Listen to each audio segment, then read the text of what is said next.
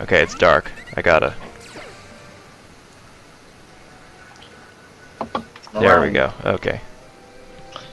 Have I missed any yet? First thing So, I see from- is Scumbag Gorgon too. Well, first thing we see is that Mig definitely has a stronger looking team. It's got a pretty good balance between things that can do damage and things that can take damage, and also Porygon too. On Dell's side, he's got a decent amount of... Dell has a decent amount of very fast threats. He's got, you know, the Electabuzz is the fastest Pokemon, actually, in the Game. Isn't Little Kadabra the second fastest? Kadabra is the second fastest. He's also got Haunter, Fletchinger with Gale Wings, most likely. And a Gabite, God. which is decently fast, but... So, as for leads, honestly, I think Meeg would go for the Pile of Swine, because he can lay down rocks, but he can also... Electabuzz and Kadabra are tied in speed, Okay, well there you go. so But- they're both fastest. It is possible he could try to counter one of these really fast leads and try to shut him down early from Dell. So let's start the battle.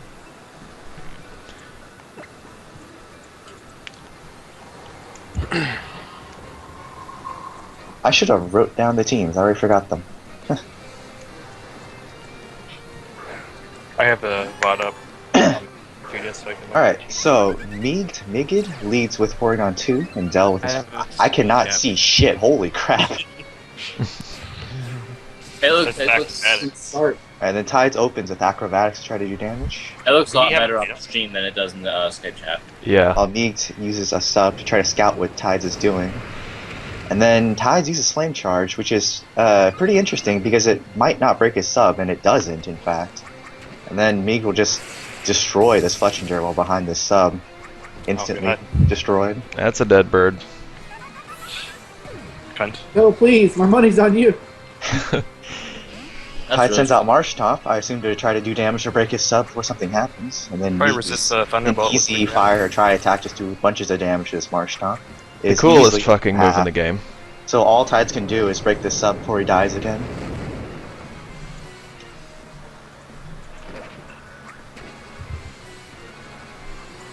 And then Meek goes for Ice Beam, thinking that Tides is going to switch out, trying to not die from from Tri-Attack, but he just dies anyway, because Porygon Dude does too much damage.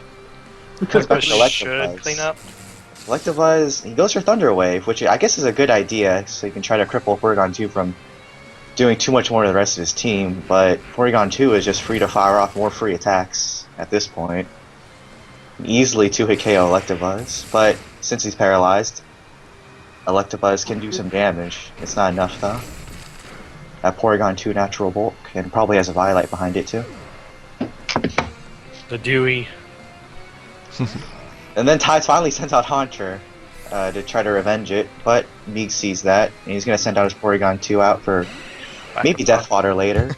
He goes into Golbat, predicting the Sludge Bomb, and it doesn't do much. Meanwhile, he can probably get off Flex a Brave Sledge. Bird, or there we go, there's a Brave Bird. Haunter's fire. natural defenses are so low, he's going to get fucking destroyed by this. Bats aren't birds. Yep.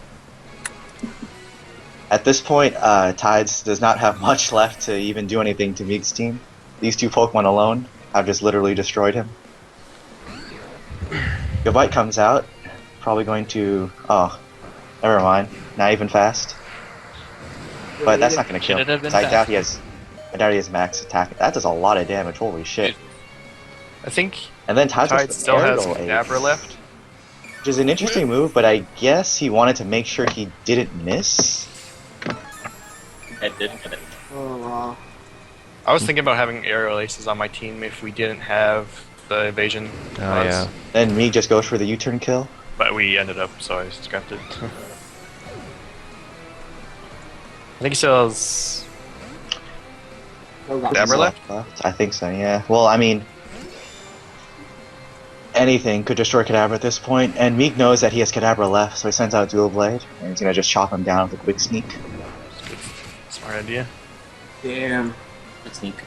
He You got wrecked. got a crit, but honestly, crit, that too. crit did not probably matter, because Meek had so many more Pokemon left to take on this Kadabra. Kadabra's got a really terrible physical defense anyways. That's the other one. I'll report it in the. So this is the first That was match. a pretty poor showing by Tides, but then again, it's difficult to work around Porygon 2 with the team Dell has. He doesn't have too many strong, like super strong wall breakers that can just punch through Porygon 2's defenses. Bats are neither birds nor bugs. Oh, there you go. We have confirmed it.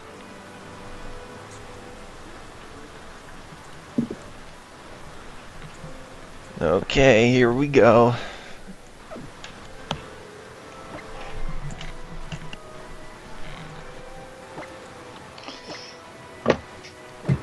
Here goes the second video. Guys. Hover on the team screen again, because if you lead with a Right. different Pokemon, it does show on the stream. So I'm wondering if Dell is going to try to lead straight on whatever he has that does the most damage on his team to try to counter that Porygon 2. It's not a 2, that's a Z.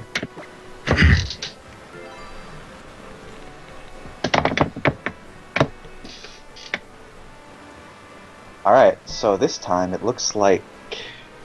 Well, actually, it just started, I guess. I'm not sure if that's actually a thing.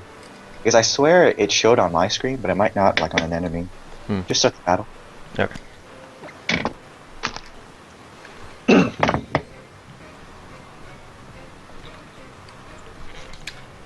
Okay, so if this works, me should be leading with his gold bat. Okay, no, so it doesn't work. That's kind of weird, but never mind. It did. Anyway, he leads with Kadabra, just try to... Porygon Fire. team's placement of the data. Okay, he goes for Thunder Wave. That's pretty interesting, because Kadabra could just attack Fletchinder, and Fletchinder gets a free U-turn. And which will instantly kill it, surprisingly. That is surprising. I guess he's got no defense. Oh, that's Yeah, true. Kadabra- I didn't think U-turn killed, though. Anyway, Yeah. because he killed with U-turn, Ties loses his switch advantage, so he has to switch in, and then Mead gets to switch into whatever he wants. And he goes for the I pilot. see. The Earthquake is pretty obvious here, so Tide switches out Heads to on the Stone Edge. his Haunter. Levitate, right? But Mead, okay, so yeah, Mead plays the safe. That was a good read. Goes for the Earthquake. And here he goes for the Ice Shard, hoping to prey on Haunter's extremely weak defense, while Ties just goes for a Confuse Ray, hoping that a dice roll will help him win this game. RNG, please. Another Ice Shard will take Haunter out, but it's possible that he could hit himself and get some free damage. But nope. He pierces through Confusion, just kills Haunter straight up. Bad luck.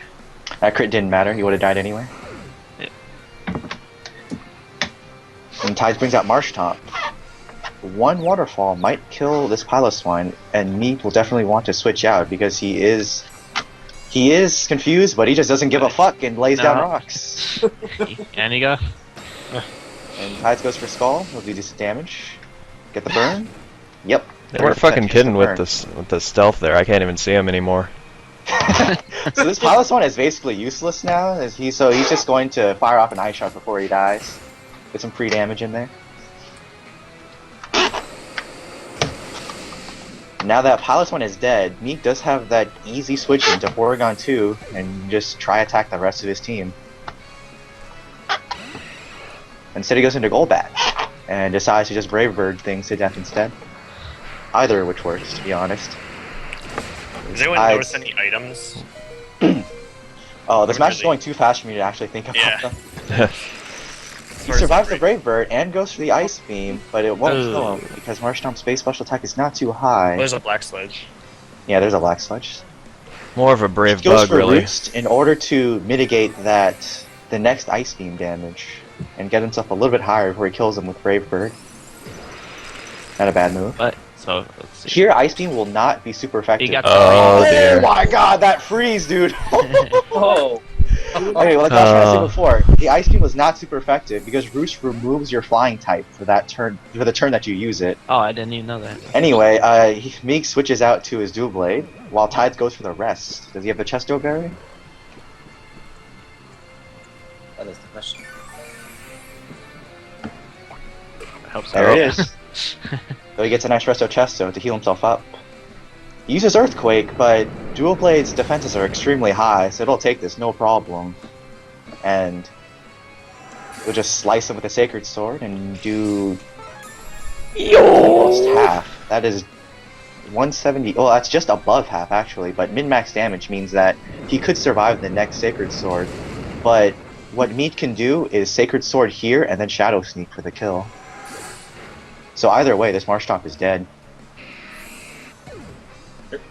At this point, the battle is looking grim because that Looking Porygon better 2 than is last still one. full health. Tides is running out of answers. Gabite comes in. He'll dispatch with this Dual Blade with a quick Earthquake. But Mead, yeah, there you go. He just goes for the Shadow Sneak, gets some quick damage before he dies. Shadow Sneak did a lot. I'm not sure about how Gabite's going to survive.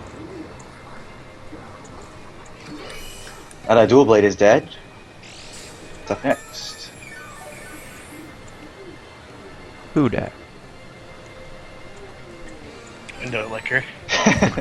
Yep, here comes Destroyer Duck, and the download does get a special attack boost. So this next attack is going to anally destroy this Gabite. There's nothing you can do. It's a My he God. fires Ice Beam. He's like dead in 3 different generations now. What a monster. Exactly 3 generations when you think Yeah. about it. Kadabra comes in, but there's not much you can do left. Tides does go for Calm Mind, hoping that he can survive a hit and try to sweep with this Kadabra. Interesting. I'll take it. And me can just spam Tri Attack until this Kadabra dies. Or gets frozen. He does take 1 hit. I highly doubt this Psychic will kill, but it might. No, he's dead. What's on? Oregon 2, too strong. Like heavy. I wouldn't stupid. Electabuzz, I believe, is the last Pokemon left. Looks like Has he we used? don't mind. Yeah. And he goes for Thunder Wave. But to be honest, I think that's a waste because he could just attack. Um, Okay, he has to get rid of lucky. his Porygon. Maybe he's just. Okay, Oh, He is going by lucky. The Porygon 2 One. is paralyzed. that's one. So he just has to get maybe 1, or can he just kill it? Okay, you can just kill it. So he should have just Thunderbolted anyway. yeah.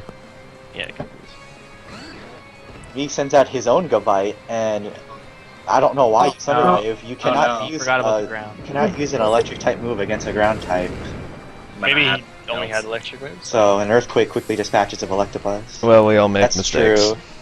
Yeah. Electabuzz can learn Focus Blast, but Tides might not be comfortable using it. Ouch! Anyway, Fletchinder is still faster than Gabite in this situation because of Gale Wings, Well, the but rest game. full health Gabite can easily take 1 hit and just kill Fletchinder with a Dragon Claw. Oh, he Helmet even has Rock Ruskin? Helmet oh on. god. Oh god.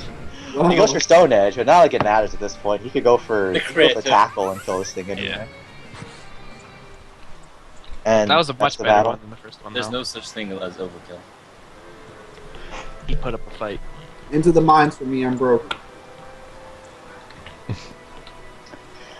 Well, good games. Mead is the winner, and he advances. Yeah, nice. Who even is Colton Burpo? Fuck if I know, man. Anyway, next is Lunaticker versus Jimmy. Oh, post the thing. Yeah, Luna is supposed to post them, but that's just the I told him. so like to- we don't have 10 Hell people is this posting at the button? same time. Yeah. Yeah, I told him to wait until it was. Waiting time. for Luno. And only post 1 because if you post like 2 or 3, that spoils it. Yeah. Just post 1 at a time.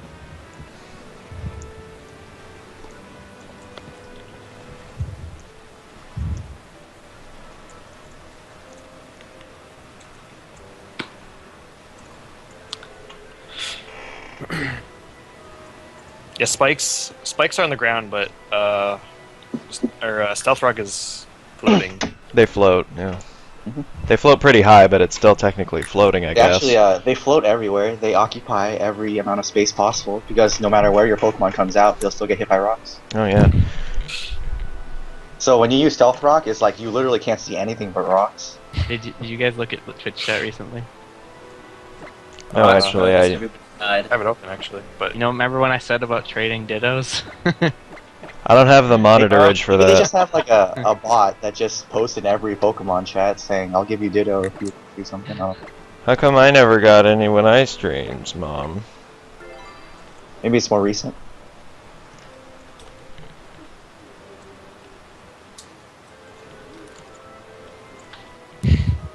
There's still losers bracket tides. Yeah, I'm gonna get That was the a 2-1. This That is was a for 2-1. Tides. Like Tides is the underdog hero. He's gonna come all the way from the first round of losers bracket to the finals. real American hero. Oh, shoot, I forgot. Okay, so let's hover on this. Luna's team: Kadabra, Magmortar, Rhydon, Dustclop, Magmar. or Magmar. My bad. War Turtle, and I forgot what the hell this thing is called. Talk Girder. to Op Boy. Anyway, Anyway, like a so- girder. Looks like Maybe his name's Right Girder. on. Luna has some strong, fast threats with Kadabra and Magmar, and also has some good Really high defense. defense, really high special defense on the Dustclops. Yeah. Or Has good- defense on the Rhydon. Look at defenses on Dustclops, and I'm guessing his one Eviolite is on the Dustclops. Although it would be good on Girder, but a Girder might be assault vested just because it's so strong. You can just drain punch everything and tank everything. On Jimmy's side, we have Lombre, Curlia, Fracture, Yep. Yeah. Chansey, and Doublade. So Krokorok is a Pokemon to note right here because it does have Moxie and it is decently fast. So if he gets his Krokorok going, he could Earthquake and rip through most of this team that you see on Luna's side. And meanwhile, he has a lot of other Pokemon to try to get rid of Pokemon that will stop Krokorok. It's also Yeah, one of the that is- only dark types in this set of Pokemon. That is true. There are Yeah. a few dark types. There's only There's 3, Krokorok, there's Zweilous, Zweilous, and Nuzleaf. and Nuzleaf. Anyway, let's start the match. I can see that Chansey being a problem, honestly, though. Chansey is always a problem, but it's played. As for leads, to be honest, anybody could lead with anything, but Rhydon does learn Rocks, so Luna might want to lead with it. Jimmy leads with his Dual Blade, and then... Okay, so we have a Kadabra lead. Dubstep, let's see. A Reflect, that's interesting. Okay. To try to patch up Kadabra's weak defense, but Jimmy just doesn't care, and he goes for Swords Dance, and he's ready to rip apart worlds. Oh, good. Shadow Sneak should get rid of this Kadabra easily. Yeah. Yep. Alright, now Luna's got to play on his back foot here because he's facing a +2 Doublade, and Doublade is not going to die in one hit except from something extremely strong. And it will take a very strong hit before with Shadow Sneak. So this is going to do a lot of damage. But Doublade might take some damage here. Yep. Flamethrower might actually kill it because Doublade's special defense is so low. But he got some good damage on this Magmar, so he can send out almost any Pokemon to just... Jesus. And yep, Jimmy sees the opportunity here and goes for the Moxie kill. He uses Earthquake to kill the Magmar. Ooh. Does he get the Moxie boost? There it is. Yep. So now you got the +1 Okay, Krokorok. Luna sends out Girder, which is a good idea because it can most likely take a +1 hit and revenge with any sort of punch. That is some really strong defenses right there. Yeah. And he's He's Vulcan. got Reflect He's- up. He's got Reflect Oh up. yeah, I forgot about Reflect, yeah. So he sees that opportunity and bulks up for that extra bulk. I also His forgot leftovers, about Reflect. and he'll have Drain Punch. So So then I here Jimmy doesn't want to give up anything and goes for another Earthquake, but he gets Drain Punch right in Uh-oh. the face. Slurp. Yeah. Solid hit. The problem with staying Slurp, in there slurp. is that Jimmy does not want to switch out and give Girder another bulk up, or have Girder attack one of his Pokemon for free, so he has to sacrifice that Krokorok there. Just pretty sad because he did get the Moxie boost. Too bad. I think if it wasn't for Reflect, my Earthquake. Next, Jimmy brings in Curlia to try to kill the Girder with maybe a Psychic or a Moonblast. He goes for Psychic. As Protect is interesting. Luna used Protect to scout the next move, and he has it in conjunction with Leftovers to get some extra Leftovers recovery. Anyway, Jimmy Dazzling Gleam destroys Girder instantly. He's blinded for life. Does Psychic Fairy resist fighting 4 times? Next, Luna brings in Dustclops, which is a good idea because he can take any hit, honestly, and just counter with the Will-O-Wisp. He needs to send out a physical. Alright, and he does. No, actually, sending out a physical attacker against Dustclops is a really bad idea because he can learn Will-O-Wisp, and he has Oh, that's huge true. defenses, but Then what do you do it then? looks like Luna is just going to go for damage. Jimmy just sets up because he knows he can't kill this Dustclops in one hit. There's the Will-O-Wisp, but he misses! Oh no! He goes for the Dragon Claw, but I don't think it'll kill the Dusclops. No. Then this Will-O-Wisp gets off, and now this Fracture is crippled for life. Oh. But he has a Lumberry. He knew in advance, and then Yeah. Luna's like, shit, I'm out of here. And he brings in it's a shiny Wartortle. Oh. But I'm Sugoi. surprised why he would do that, because he gets a Dragon Claw for free, and he just dies. It's a plus Maybe two. he thought War Turtle could tank it with the defense. I don't know. He should have what he should have done is just let the It is a turtle. Dusclops die, and then get a free switch in. Or switch into this thing. He could have Shadow Sneaked and gotten some extra Oh, damage. wow. Oh, Oh my Christ. god, that damage is huge. He does survive, and he will pull off an Earthquake, but it's enough to kill him. Damn. But now that this Rhydon is so low, Lambert. anything he Lambert. sends out, he sends out Lombre and uses Giga Drain, just for the heck I of think it. that's He so. just got sent into the Shadow Realm. Yep. That was like 1 billion damage. Right. Oh, but he has Life Orb. That's actually not a good idea, because Life Orb procs after your recovery, so you'll be forced to be at 90% HP all the time. But, I mean, it's not up to me to tell. So, anyway, Dusclops comes in, dies to a Hydro Pump. That was a drain, wasn't it? No, it was a Hydro Pump. Sorry. Yeah, it was Hydro Pump. Oh. And Hydro Pump's the one with the water.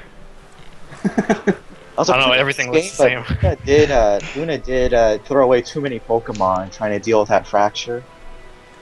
Sometimes you just gotta let something go. First game in the gym. Get a free switch in. Chansey didn't even come out. No. Also, half of that team was green and the other half was pink. Nice. I guess it's true. I wonder if that was on purpose.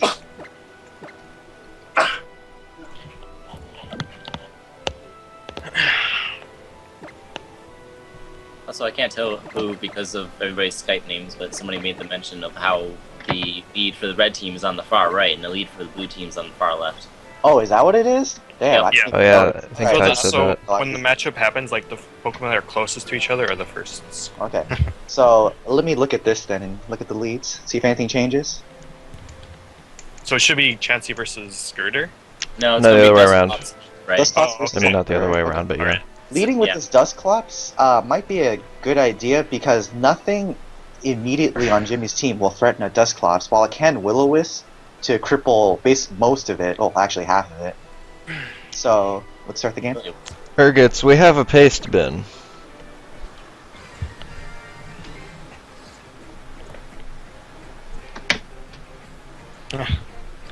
People think it's hard to read or something. Text Alright, is a hell of a turn up drug. is Lombre versus Yep. the Dusclops. Now, will Jimmy want to go for some free damage here, or will he try to switch, fearing, he goes for the Rain Dance. Okay. Lombre, I believe, has Swift Swim, so he'll get double speed under this Rain Dance while boosting his Hydro Pump.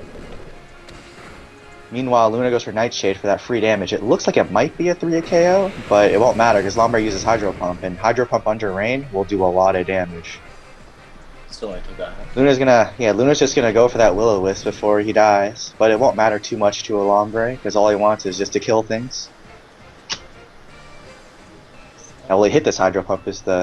Okay, so he switches out actually, going to preserve his Dusclops against the physical attackers on Jimmy's team. He brings out Wartortle to try to tank this next Hydro Pump, but it'll still do a decent amount of damage. Rain and everything. Plus with Swift. Alright, looks like, with Swift Swim, he can Giga Drain and heal back everything he just lost. And there it is. Yep. I mean, Luna did see the Giga Drain earlier, so he knows about this, but I guess he just kind of lets it go anyway. He might be trying to stall out the rain turns, but he's losing too much Pokemon in the process.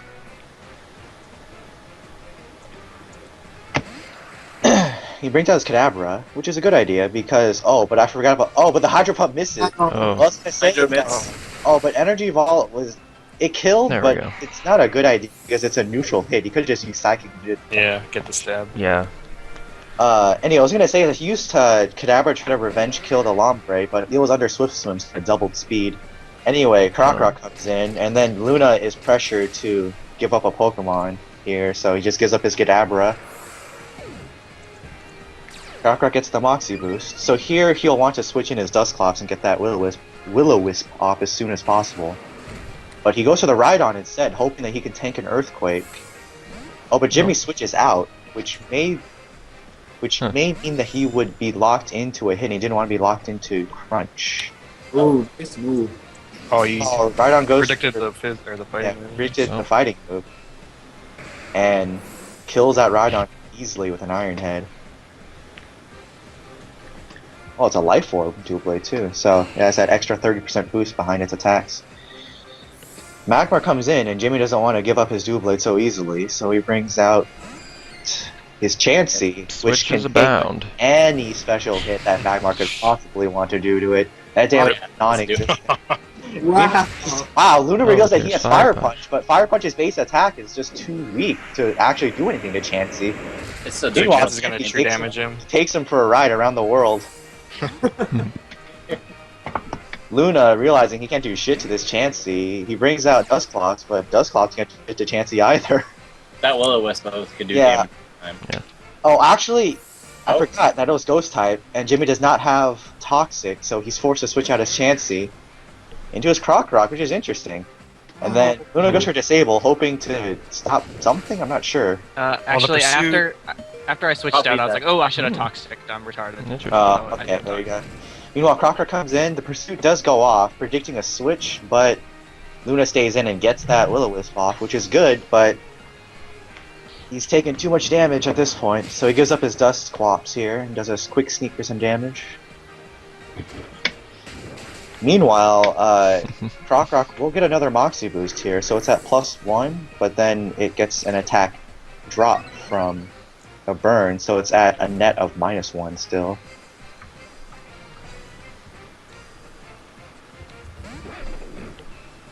Girder comes out, which is a good move, and Jimmy knows he can't do shit to this Girder, so he brings out his Doublade, which most likely can tank anything from Girder.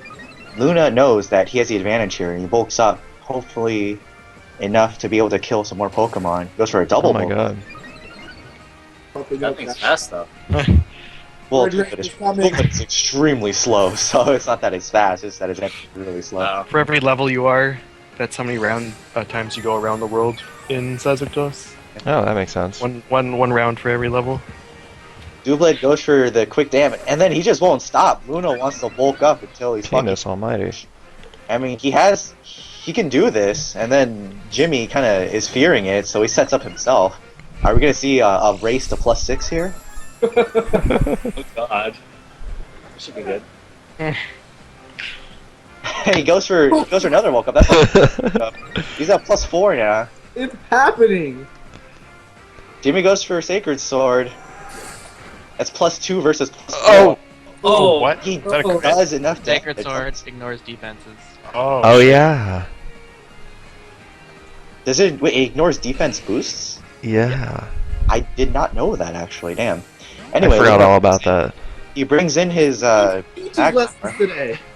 And then Jimmy can't do anything to it, so he brings out his Curlia, which is interesting. That Chansey was still I was- full. Find something, but Yeah. I didn't think he'd one-shot me. Yeah, the Curlia Oh, man. has extremely weak defenses all around, so he can't really do anything. So Jimmy brings out his Fracture, thinking that Luna might be locked into a move, and goes for the Dragon Claw, which will kill the Magmar instantly. Wow. It's like an episode of Dragon Ball Z. And Jimmy wins the game. I was just pretty interesting. Good fight. So with Plays, yeah, plays on both sides. I was just seeing if Curlia could tank a hit like at that point. So I was like, hey, That's 2-0. throw her out. No, it's 1-1. Oh, 1-1. Wait, what?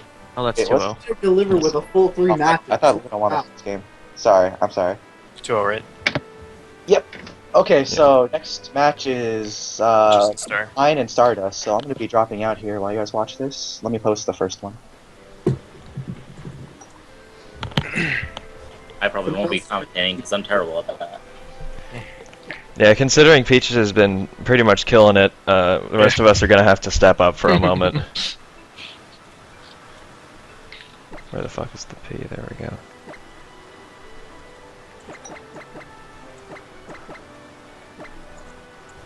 Or Cyan when we need his color commentary. Well, Sion would just tell everyone to get good that he could beat us all. Alright, WWE. well, 2 Oh. Crocodile. I haven't seen. Say what we haven't seen is Dragonair. What is that? Metang? No. The dragon ground thing that he has. Vibrava. Startup? But Brava, yeah. Brava. Yeah. Yeah. Crocodile haven't seen. Metang haven't seen. Really, and what is that? Whirlipede? Whirlipede. Yeah, Whirlipede. Swirlipede. Then there's also what we haven't seen is Roselia and Cyndaquil. Lava. There's a couple Two actually. Croconauts, okay. Yeah, 2 Croconauts, 2 Metangs. This is going to be an interesting set of fights. Mm-hmm. Croconaut's pretty cute. You What don't about got that for that? alligator ass though? He doesn't have quite the ass. Now, where'd this music Does come Croconaut from? have a good moveset? Like, what makes him better than another? So we're going to see a lot of toxic slinging this time. They both lead with poison types. They're setting up. Alright. I think they're both spiking. Yep. Yeah. Jesus Christ. Was that two spikes, or is there a toxic spike in there? Well, there were 2 spikes. So, Two yeah. spikes. Yeah, Toxic was up to 2 and Spikes Oh was boy. Oh. They're setting up, definitely. And they got Alright. Alright, so they're gonna get Both- 3 they both stakes. Yeah, have two layers we of just- spikes. Oh no, my confetti. Yeah, we just remember each other's spikes. Whirlipede is speed boosting though. Yeah. That's kind of nice. He gets that, but Is I don't that know what real? else Roselia has. This is going to be a 3 battle. layers. I didn't even know they went past 2 layers. Yeah, Is it- Spikes is it goes up to 3? 3, Toxic Spikes. Yeah, Alright. Spikes goes to 3, Toxic Spikes goes to 2, and Stealth Rock goes to 1. Oh yeah. So speed rollout starts rollouting. Sticky web goes to 1, I think. Or can you It's stack a sticky stab web? sludge bomb. Looks like he just wants to whittle down Whirlipede. He's got to kill him with that speed Whirlipede boost. has baton pass, doesn't it? Rollout. Oh. It It's does, on, but I it's on didn't have- rollout 2 right now. Alright. I should have gotten one with Bat and Pass, but I didn't have any at the time, so. So they're just chipping away. I don't know what else is gonna show. No one here. wants to switch out because you'll be destroyed. You want to Yeah. do as much as you can with what you have out. Yeah. You can't dick around with switching. Looks like they're basically just trading, but I think the black sludge is getting a benefit. Yeah. The rollout surprises me, though. The sustain.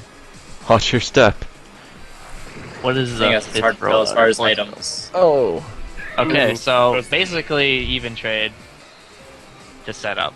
So rollout was a really good He pickup. gets a free hit So though. where with if he the, just brings in something to tank that last That's rollout. 75% from spikes. Is gonna... So he switches into something that Ooh. won't be very effective, but rollout was at 6 or 5 or whatever. Yeah, it was that was the final hit for it, I believe. Unimash could have missed too. It's know if he 5, had a- right? It goes 5 times rollout. Yeah, my Whirlipede had a wide lens because I was That pretty one sure was that my mistake. I should have bullet punched, but I forgot. You know, for Meteor sure. Mash is called Comet Punch in Japan. The fuck's with that? Yeah, what the hell, What's Japan? I know up? you're watching. Man. Now, what do they gotta call Comet Punch over there? They call it M. Bison. Oh.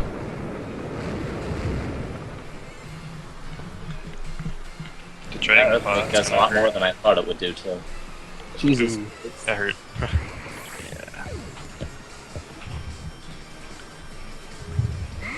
So now revenge kill. Hopefully, I don't think Curly is faster though. No, Yeah. but But Oh, that's he's right, locked- Fairy. He's got choice. yeah, this is the point So, where so he just I either- sacrifices. Yeah. I would have this is forgotten where I to. noticed. I noticed it was either because of a misclick or he's scarfed, and then at this point I realized it's a scarf.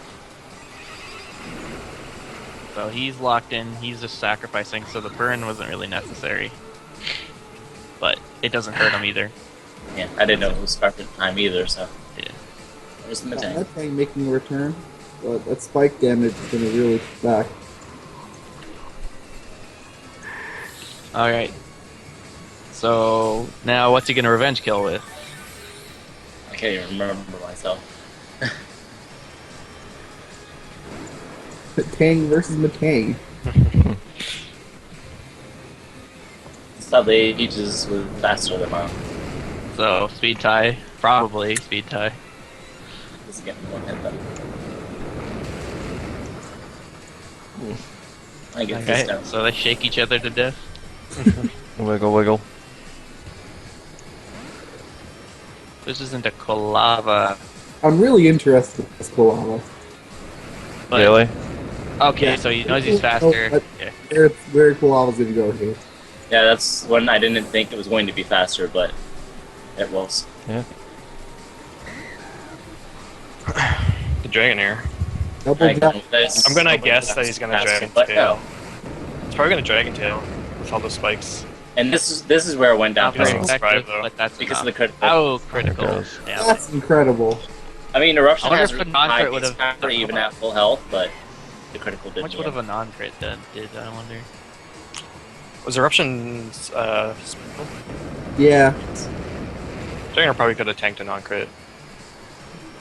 Okay, well, Crocodile barely tanks one. And get Dragon Dance. Dragon Dance, but I don't know what. so he's got Oh. one attack now. It'll And speed. get up Yeah, but there. the speed doesn't Oh, come not up. fast enough. Still not fast enough. That sucks. Yeah. Talking Well, about Fast. pretty much That was Oh. fast. That's Fucking point. Kolava. Yep. So a lot of speed judgment errors. That was probably it. First game to Peaches then? Yeah. And he just posted the second game too. very interesting team, very interesting battle. Okay. Right now, Faint, we've got Peaches versus Stardust in the second fight. I wonder if if they'll set up again the same way. That's what I wonder. We'll find out in just a couple of minutes, seconds, Cowards. years. Tune in next time on Dragon Ball Z. All I can really say is that for the first match, it went a lot better for me than the second one did. But we'll see. Oh, we've got a Quilava Well, lead this spoilers. time for Peaches Hmm. with Whirlipede lead for Stardust. So Peach is going to try to get rid of Whirlipede really quickly. Okay.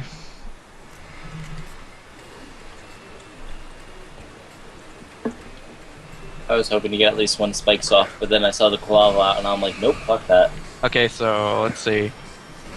He Okay, yeah. So he predicts to say he's like, oh, he's not gonna do the same setup, so I'm just gonna stop Nope. this. But so he says no, The but switch loses will his first switch attack. up. Either that or, yeah, definitely. Eruption. I think And this is where it all goes downhill. What? Oh, man. Critical. Oh Yeah. my god. Does that have a higher critical hit ratio? No, Eruption, no. Eruption, Oh like, my gets more powerful the more health you have, so. And Peaches and me agreed that that one crit was pretty gay. Yeah.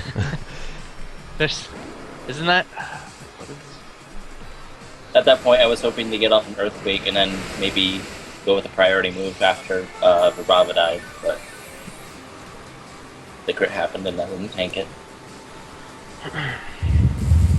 Peaches is definitely thinking on his toes this fight. Well, yeah. He's seen your team and what it does, and he's kind of like got his brain in order. What he wants to do.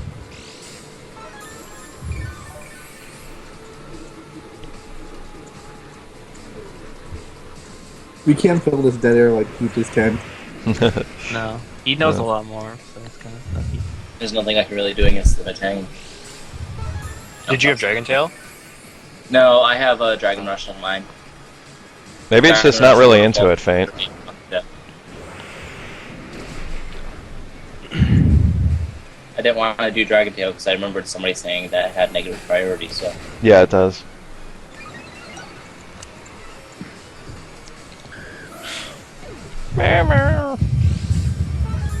But it's definitely looking one-sided so far. Don't know if He's got the Metang... paralysis, so he's got some luck, maybe. Oh. Peaches doesn't let it fly, though. He's not about to let this guy go down. He switches out. This is where I was hoping to get the attack boost off of the medium mash, but he switched out. Oh. Christ. Because I knew my tank could take an earthquake if his went with that, but Oh yeah. Ooh, Grass Knot, that's that's not hoping it does something. It's It not does that have heavy. something. Fortunately, Gabite isn't really heavy at all. So, Yeah. Grass not And Yeah, I crap. realized grass not the physical move apparently. It's No, all it's contact. No, it's special. Well, it's special, but it's got physical contact. Oh, yeah. Otherwise, Oh. Oh, so you took otherwise off the rough speed skin damage. wouldn't have done anything. Yeah, that's It's weird. got the touch. It's got the touch. It is weird. You Yeah, but Oh yeah, it's Grass Knot would consecutive have- punch. Grass Knot would have 80 base damage against Gabite. So it's alright. It's an 80 base damage move against Gabite. Yeah, for the longest time, I just kind of assumed ground was weak against water offensively, but no, it's neutral. Yeah, it's just defense. fucking all gets no play. He goes down like a caveman. I was gonna don't know what that say, means. is that intentional? That little pattern? I think it is. There's like a triangle right where his dick is. Looks like a caveman. That's probably intentional. So here's World Sorry, I Speed. thought the design I don't know was what he supposed can to be do. like that. Get something out. Surprisingly, I take Yeah, it that's that- neutral, because ground is weak against bug for some reason. It's not weak, it just bug resists ground. Well, I mean, yeah, thank you, yeah, that's clearer. It's because bugs can fly, yo. Oh yeah. Have you ever tried to slap a bug with the ground? Yeah, it doesn't work. I actually treasure dance with some earth. You just bury them and they dig themselves out. I don't get it. Oh yeah. Just die.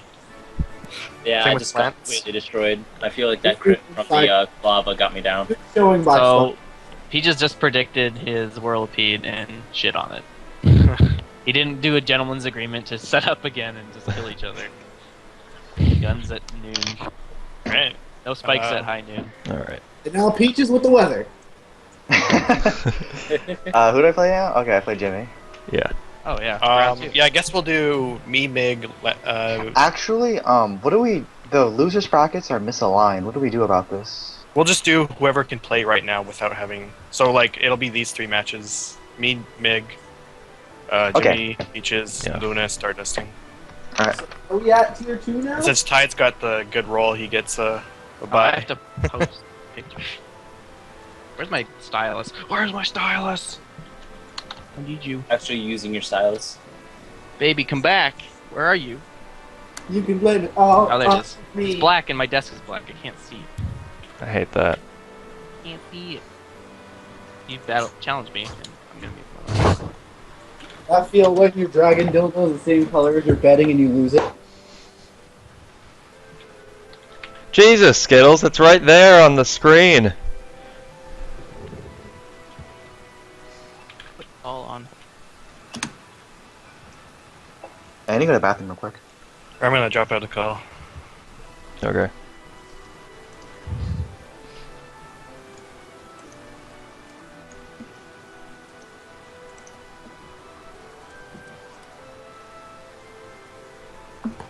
Luna's in red is being gay, so I just wait for him to get off.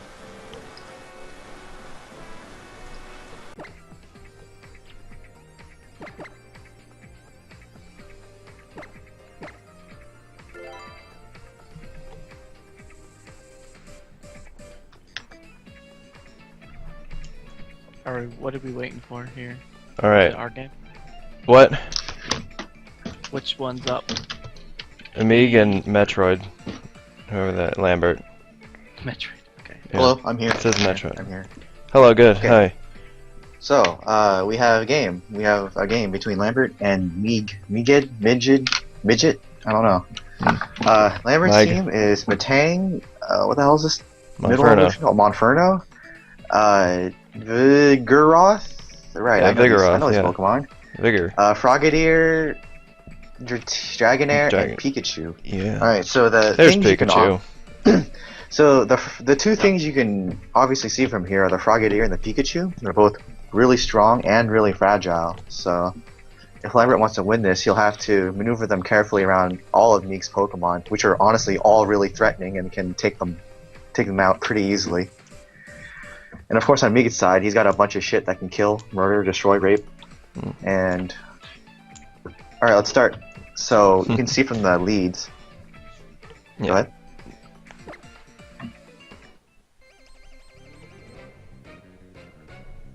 So we can see from the leads that we have Matang versus Porygon 2. Now, a really good way to try to handle Porygon 2 is to Toxic it, so that might be what Lambert is going to try to lead with. Porygon 2 gets a special attack boost because Metang's defense is so high. Okay, so Meek probably... Okay, so Lambert uses rocks instead. I think Meek was just trying to scout what he was going to do, and then he just fires off a +1 Thunderbolt, which is going to do a lot of damage, but not that much. I suspect that there might be an item behind that Metang that'll help its special defense full. But unfortunately, he misses that Meteor Mash and takes more free damage. The second Meteor Mash also misses. Jesus. Oh my god. And Lambert's just fed up with this shit. He just switches to Pikachu, which is Pikachu. not I don't think that's a good idea, because... Oh. Okay, he predicts the Thunderbolt and gets the special attack boost, but I don't think this is a good idea, because all Pikachu can do is break the sub, and Porygon 2 can just slice right through with the Tri-Attack. Mm-hmm. And giving up one of his good Pokemon so early just to try to break this sub. He just Ooh. thinks he can tank it. Yeah, that Pikachu just goes Pika, down. Pika. It's so fragile. Anyway, Lambert sees this opportunity from an open Porygon 2, and just Flare Blitzes it. I'm surprised he can close combat. Does he learn close combat as a monkey in second form? Maybe. I don't know. Oh. And then Meek is like, yeah, it's whatever. I have done enough damage. But the duck strikes again and kills his second Pokemon. And here it's looking bad for Lambert because he lost 2 of his strongest attackers here. That's what we talked about from the beginning. You gotta be careful around not dying so early. Here he does Meteor get the Mash revenge finally kill hits. with Meteor Mash. Oh. Oh my god, he doesn't even get the revenge kill, and he does not have Bullet Punch to finish off this Porygon. And the Metang falls. The Duck is just too strong. He's ripped through half of his team. Alright, Now Frogadier finally comes. He should be able to get this kill. Quick Dark Pulse will take care of this Porygon too. But Meek has so many answers to to this Frogadier. You just bring in his Golbat, 1 Brave Bird. And he brings in his Kadabra. That's interesting. Oh, his Kadabra knows Dazzling Gleam. And taking advantage of the Protean, it is super effective, and he just kills the frog. And now Lambert has almost nothing left. He's got his Dragonair, but what can he do with it? He eats a Thunder Wave, which cripples it, but does Dragonair know Shed Skin as... Yeah, it knows Shed Skin, doesn't it? So it could recover from that paralysis. He Dragon Tails to get rid of the Kadabra and do good damage, and then in comes the Gabite, which does take rocks, but there's the Shed Skin. But Gabite is just gonna destroy this Dragonair straight up. 1 Outrage and it's dead. Could've used Twister and it would've died. Yeah. And from here, there's not much left Lambert can do. He's got the Vigoroth, and I think that's it. It's not going to be happy tanking this Outrage. And I don't believe Vigoroth can revenge it from max health. Yeah. Okay, so he gets a 2-turn Outrage, which is good because it means he has a chance. And Lambert does take this opportunity to bulk up, so something could be happening here. He's got the leftovers, so he's recovering off of the damage. I doubt he'll be able to one-shot the Gabite, but if he gets unlucky and hits himself through Confusion a few times... Oh, no. No. He goes through with another Outrage. That won't kill because he's bulked up, unless it crits. But the next Outrage will kill him. And then he uses Body Slam, which is an interesting choice. But, Stab anyway. I mean, it does kill. But the 3DS Rough Skin upside and the down. Rocky Helmet Yes. will just finish it off before it can do Yeah. anything. And I think that's the game. Yeah. Yep. Not quite what Lambert hoped for, I'm sure. He wanted to try to dispatch that Porygon 2 as fast as possible, but he was a little too overeager and lost his strongest Pokemon that way.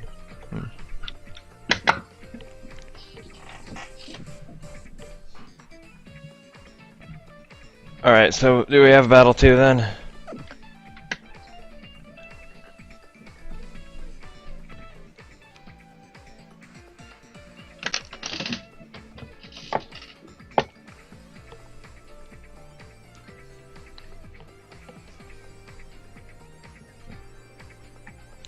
There we go. Yep.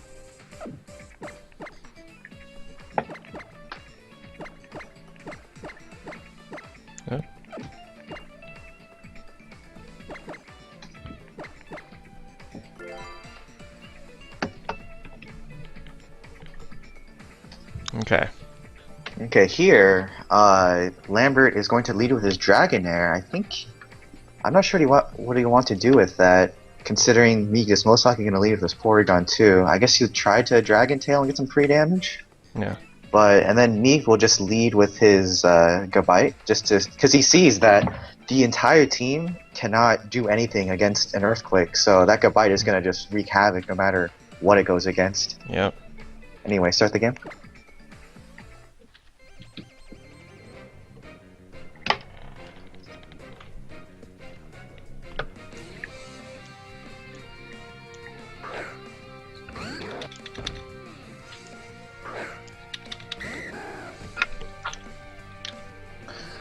Alright, this starts, and then Lambert realizes he's in a bad matchup here, but he switches to Matang, but he's gonna eat an Earthquake for sure, but Meek does a safe play and goes for Dragon Claw instead.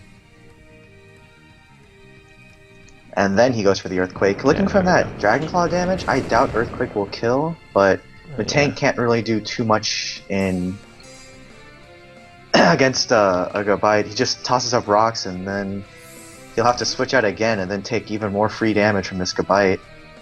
Switches into Vigoroth, knowing that he was pretty good at tanking this Gabite before.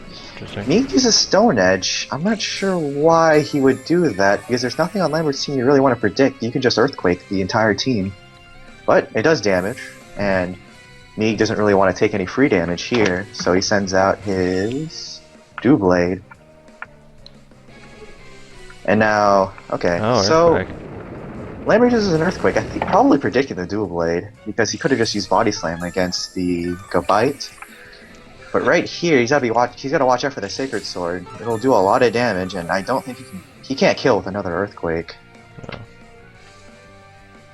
Okay, Lambert uses Bulk here we go. But the Sacred Sword, so it's still gonna slice through Vigoroth no matter what. Yeah. Sure enough, yep. Now Vigoroth is normal type, so it won't die to a Sneak, so he might be able to get some free damage before he goes down. I don't know how much. +1, it'll get into the red, but I don't think it'll kill. You can only just barely. And then he just uses Gyro Ball. The sick Gyro Ball kill. But to do that. The fuck is that animation anyway? Alright, now Lambert's got plenty of opportunities to revenge this this Dual Blade, but he chooses Matang, which can get hit by Sneak. And it is super effective now that Steel types do not resist Ghost. But surprisingly enough, he does survive, and he does get the Earthquake off. So he kills it, but he takes free damage. I'm not sure if he wanted to.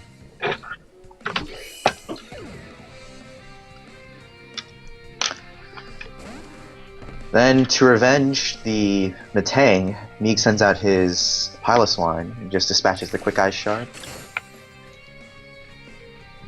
But now this does mean that Lambert gets a free switch to whatever he wants. He still has all of his strong Pokemon available to him.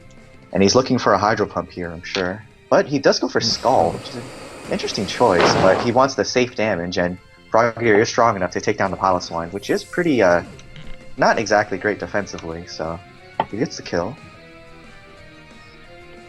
And then Meek sends out his Kadabra, and then uses Energy Ball, but which will kill, surprisingly.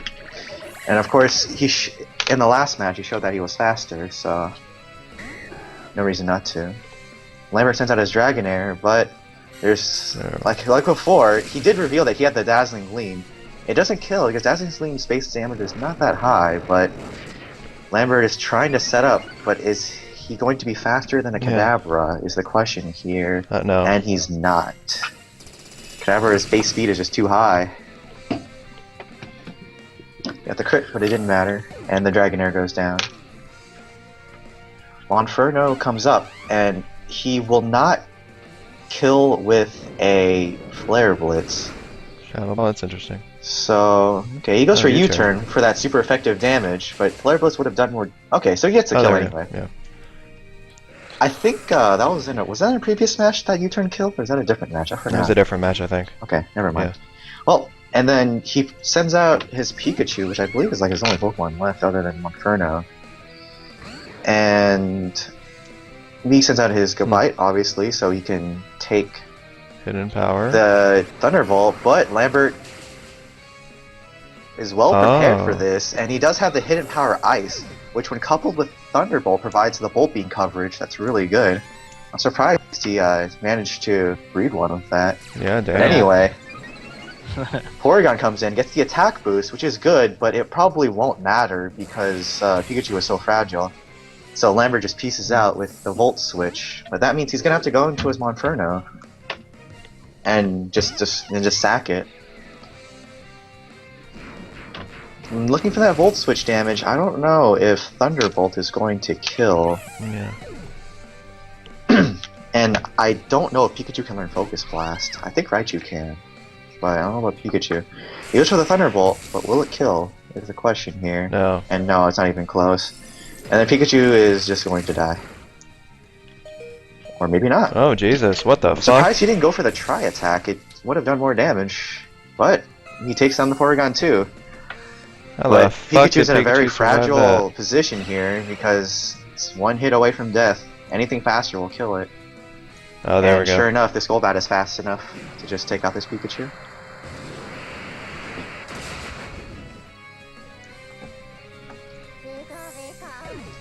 Mega, That was, mega. Pretty good game, but the working around just that enormous strength of Porygon is really hard. Especially when all of other Meek's Pokemon are really strong too. Yep. Anyway, good games. Next match is mine and Jimmy's, so I'm gonna just. No, look was in it the a speed background. tie? What was the speed tie? Hey, can you only have one at a time? He just said that was a Oh, speed Pikachu tie. and Golbat? I believe it. I thought Pikachu was a lot faster. Let me see. Pikachu's base 90. Golbat's also base 90. Wow. Hmm. Dang. Oh, The lucky dream dog. could have happened. Yeah, The it dream could have been the happened. comeback. Yeah, that But- Pikachu Golbat was a speed tie. So, and that was his last Pokemon. Oh, Yeah, was it? that was Damn, it. I should Yes, have. Golbat was his last Pokemon, and it was. Ah, a I should have speed been tie. I should have been paying attention. Well, I mean, I was so I close. could have won Lambert, if but I won the could've. roll. RNG. Oh, I'm pretty sure it's a speed tie. you can always come back in losers. Well, there. Okay, so can you only have one at a time? Up. So I have to like once this. Nope. I mean videos or what? Yeah. You can have multiple up. Okay, I'll just get the other one going. I think there's Alright, a max though, but I'm not sure what it is. start. Have good commentary. Good luck. Okay. Well, we got that green and pink team here again. And then Peaches with the Quilava and the Croconaw, both pretty cute. They're gonna fight.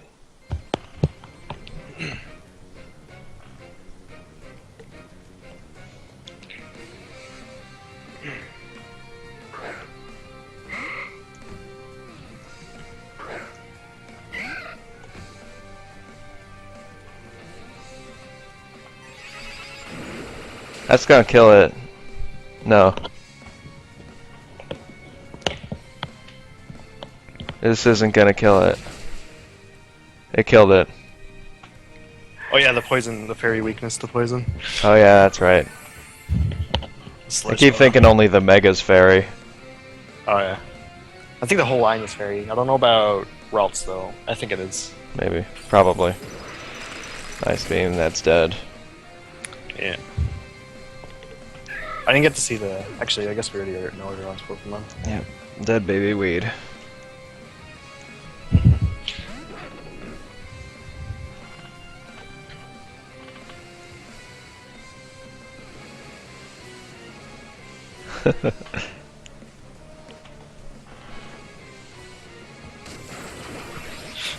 Oh Jesus, that was a big drain punch. And a mock punch. Now it's dead.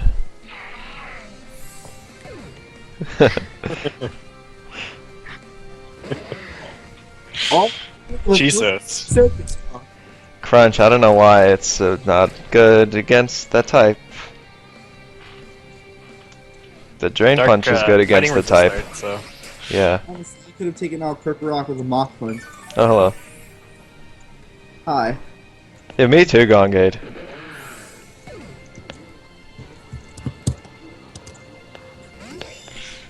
I think the big arm bands are veins too. The same color. Well, both of these are made of metal, so it's kind of like a robot battle like in the Mega Man games. Oh, this is probably gonna kill that guy. No, it's not. But his attack was way up there, so you can understand my misconception. Earthquake didn't do a lot. Okay, I have to explain this right now because it was a really dumb idea on my part. But Yeah, here, go ahead. you see that I go for Earthquake, that I'm just trying to get some damage on this Dual Blade before I go into my actual Pokemon. And also, I wanted to stall out the rain turns, so you can probably guess what Pokemon I went into. No, I can't. But somebody else might be able to. Okay, I want to stall out the rain turn so I can get a guaranteed kill with... Well, I'll just wait until this catches up. Okay, sure. So I can get a guaranteed kill Oh, with yes, Quilava. Quilava. But right here, I make the dumbest idea of my life, and I forget that Sneak will hit first because I use Eruption, and Eruption does less damage the lower HP you are. But funnily enough, Dual Blade special defense is so pathetic that it dies anyway. Oh, interesting. But I did get a crit. And you it crit! might have mattered. And that too. It might have mattered. It might have mattered. I'm just saying that was a really The dumb world idea. may never know. Peaches, can you comment Latifa. in real life, like, for actual things? I want to hear your voice elsewhere. Dude, seriously, what's the crit chance on Eruption? It's normal. For some reason, I have a... My Chitango Gold is still on. You have a crit item? I don't know, maybe. The claw. The claw, I think of it. A girder might hurt the Chansey. It's not good at getting punched and living. Oh, also right here, he toxic my girder, but my girder is guts, so... Yeah, That's right. that wasn't such a good idea.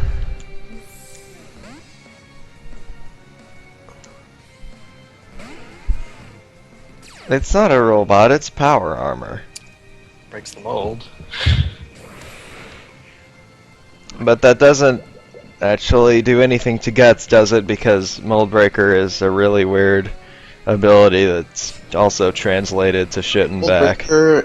Mold Breaker only stops abilities that will prevent your attack, not other ability. Yeah. Like I said, translated to shit and back.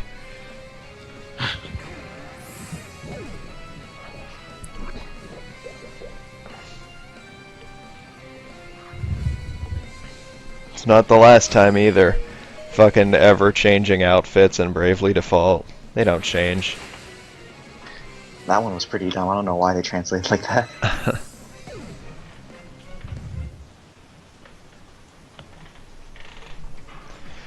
And Peach has won the Pokemon battle.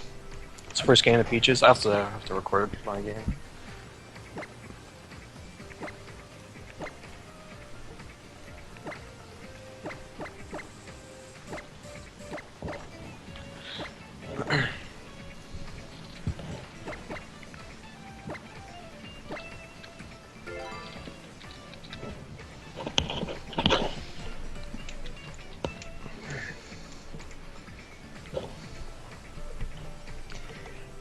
Girder's not a bird. What the fuck?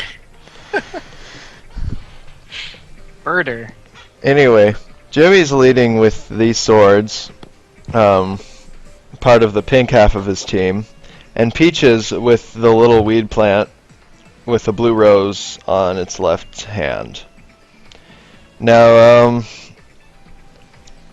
it's not gonna be good for Peaches, I don't think, but I don't know. He's probably got some kind of trick.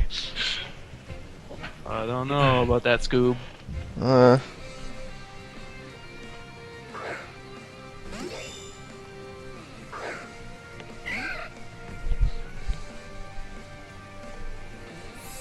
wonder if I No. should just watch the streamer in here. Put the weed away, sir. If you want to commentate, watch Skype if you just want to watch the Yeah, I feel Yeah. like I maybe can help a bit, even though it's my own game. As long as you don't. Peaches, I want to know what Peaches is thinking sometimes, so I hope he chimes in. Alright, Yeah. well, if you want, I can just talk about what I was thinking here. Okay, so, when you led with a Dual Blade, I was like, oh shit, I don't actually have anything that can kill this guy. So I did not want to take free damage on my Quava because I really like max damage eruptions. So I decided to use Girder as an in-between to just do some free damage before I go into Quilava. But then I realized that my payback does no fucking damage because Dual Blade is so slow. Slower, yeah. Oh yeah. So then I kind of realized, wait, I just sacked my Girder for a really retarded reason because I thought I could do like I could like actually kill this thing, or do like a lot of damage. But what I should have done is sacked Matang because it does not do as much for me. Here, I just went for I don't know. I guess Jimmy didn't want to take max damage eruption. I don't know. Yeah. I was like, But now that Dual Blade is gone, I feel a lot safer here. So Jimmy brings out his Krokorok. I'm like, well, whatever. I don't need this guy anymore. So I just eat the Earthquake.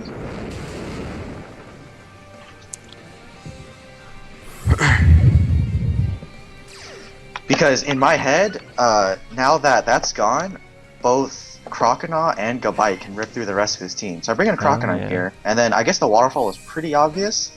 So Jimmy goes into Lombre, and you know it has a quad resistance, but Croconaw is a fucking beast, so still does a good amount of damage. Yeah. It's okay. it does a decent damage, especially for being 1/4. Yeah, and here I'm like, well, I don't want to Ego Drain, so I'm going to go into Roselia, and then I suddenly contracted gay AIDS and ate. Oh, actually not yet. So that Giga Drain does like absolutely nothing, and then I was gonna kill this thing with the Sludge Bomb, but I suddenly contracted gay AIDS and forgot he had Ice Beam, so I eat the Ice Beam. I'm like, whatever, I can still Sludge Bomb. Then suddenly it flared up and I got frozen. I'm like, wow, well. That was my strategy. So I clicked on Synthesis here just to see if like I could even do anything, but I couldn't. So. You see, this is a big misplay on my part because I forgot Roselia has natural cure. Oh yeah. So I just like let it die for no reason, and then like here I was just so disappointed in myself. I just bring out Pokemon. I just sent out all my Pokemon all at once. Go. I can't handle this anymore. Anyway, I zing out the Matang because it can't do too much damage to me. I can smack with Meteor Mash, and he brings out Krokorok, and I just shoot a Meteor Mash and it does too much damage for this. And then I always forget you Bullet have the priority Bullet Punch. Yeah. I always get priority. I always get one punched on that. So named, audience, because bullets are fast. Yeah, you gotta go fast too. Anyway, Chansey comes in. Tifa sends you around the world. I know I can 1v1 a Chansey because I have Toxic. Because even if you had Natural Cure, that wouldn't mean switching out. You just take free Meteor Mashes all day. Yeah. So in this situation, I am the one that has the advantage because Meteor Mash can raise my attack. So I just spam it until I kill this Chansey. Oh, I didn't know it ups your attack. Yeah, it's like a 50% chance? I don't know. Pretty high. It's like 20-ish. Oh, never mind then. I never get it anyway. You can also miss twice in a row, by the way. Oh yeah, that too. What's the chances? It's 90%. Oh. So missing twice in a row is 1%. I think I should have just aromatherapy the first turn I had poison, because then Probably. I think take it's a a speed lot of- tie or something. What? I think it's a speed tie or This is a something. speed tie? Really? Well, I don't know. I attacked first at one point, unless there's like some sort of priority thing that I missed. Oh, maybe it is then. In that case, I'm just really lucky. Anyway, here I hit Jimmy uses one- aromatherapy to clear the poison, but at this point it doesn't matter because the next Meteor Mash will I didn't know the speed, but I like attacked first the first turn, and I was like, oh okay, I'm faster, I guess. And then I fucked up by it's not just, like, clearing barely toxic right I'm away. not surprised how much damage this Chansey can take. Anyway, now I got a pretty healthy Matang. And so I'm thinking, you know, I still have Croconaw and I still have Gabite, so Yeah. I mean I'll be fine, right? And then this thing comes in, and I'm like, okay, well I'll just I didn't think I did. And then I it hit a Hydro Pump, Hydro. and I'm like, well fuck, that did a lot of damage. Yeah. So I go to Gabite, and I'm thinking, okay, I'll just Outrage until everything is dead or dying, and then Croconaw will clean up. And then I But- forget this little tutu girl exists. Oh yeah. So I Outrage right into it. I'm I like, I also I'm- forget your choice, whatever. So I like used Destiny. And here I Bomb for cannot some switch reason. into Croconaw because it cannot take free damage. So Uh. I like, like Jimmy use uses Destiny Bomb, but I forget your but choice. it doesn't matter. And I'd lock myself into Outrage. And what a silly little animation at that. I eat the Dazzling Gleam and my HP just goes down so fast.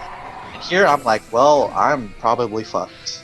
So I bring in a Croconaw, and I know I can't kill the rest of his team as a raw Croconaw, so I DD once, but it's too late. Yeah. I also Thunderbolt. I didn't know that she learned Thunderbolt. I thought I would just take a Sidekick and maybe win, but Right. No.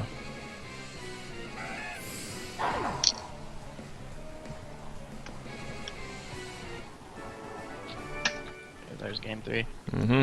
Okay. Well, I guess I've already gone so far. I'll just commentate on everything. Yeah. I just filtered the spoiler. If you haven't. I hope that's the... Yeah, I didn't.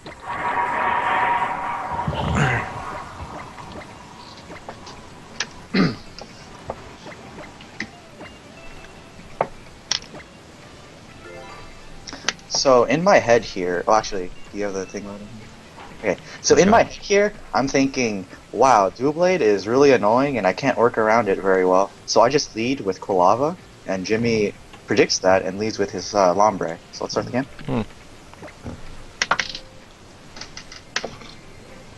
I can't remember where I fucked up, but I fucked up hard.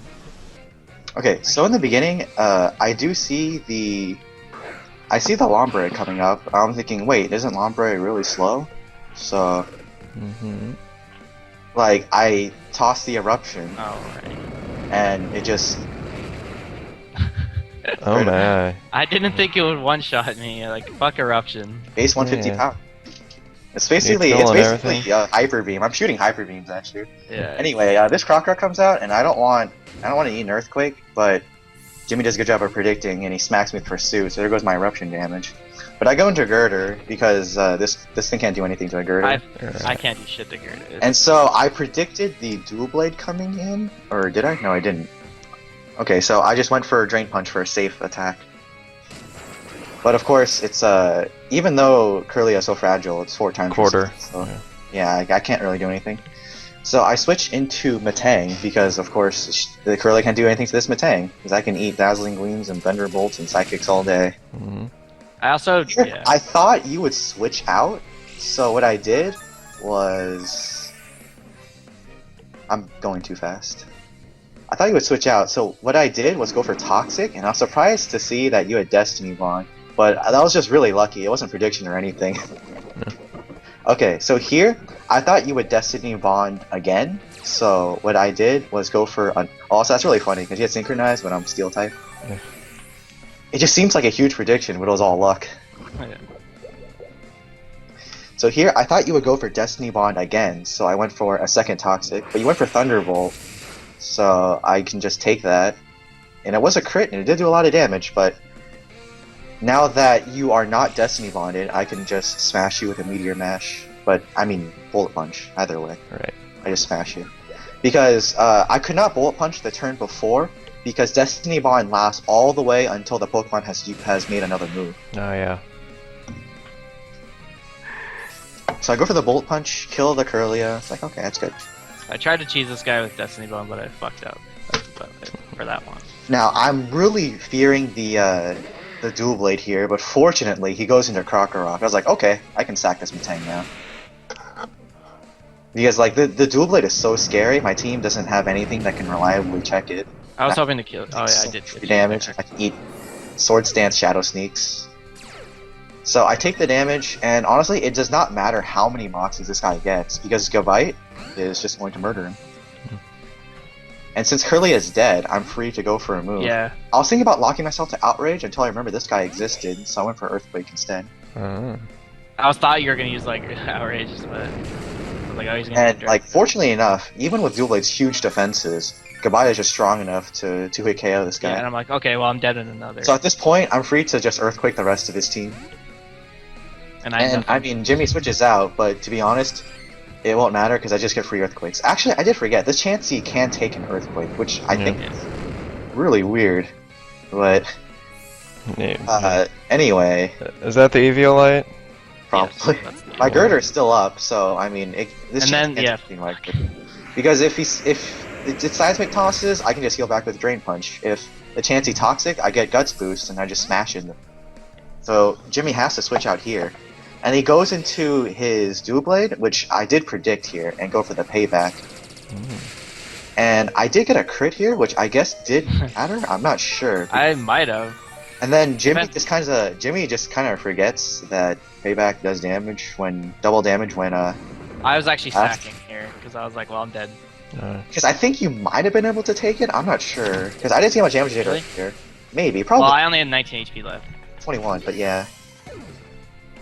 I thought maybe. I was dead, so I but sacked. so when I saw the Shadow Six, I was like, okay, I can kill it. So then this guy comes in, but like he can't really do anything to me. So Down even to if he nothing. sets I'm like, up- maybe if I tank a direct because even tank if something. even if you tank something and you kill me, this fracture would not have gotten past my Gavite anyway. So I can just get free damage on it. And then here he goes for the Dragon Claw, but I was it's a hoping Dragon Claw and not an Outrage, so I can tank it. Just Yeah, go for the Drain Punch. I was hoping I could kill there, but I couldn't.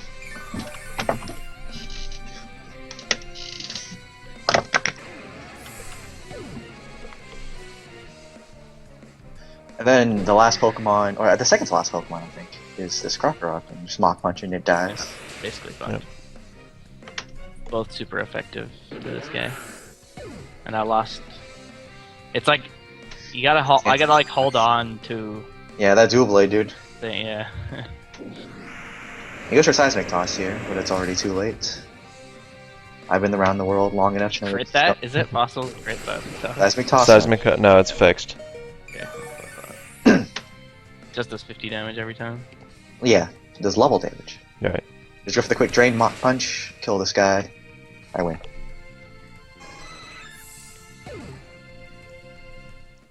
It's Middlemon's Northern.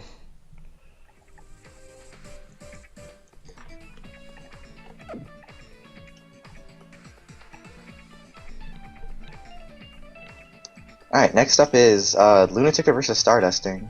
Stardusting did say he had to go, but did the matches go out? I'm not sure.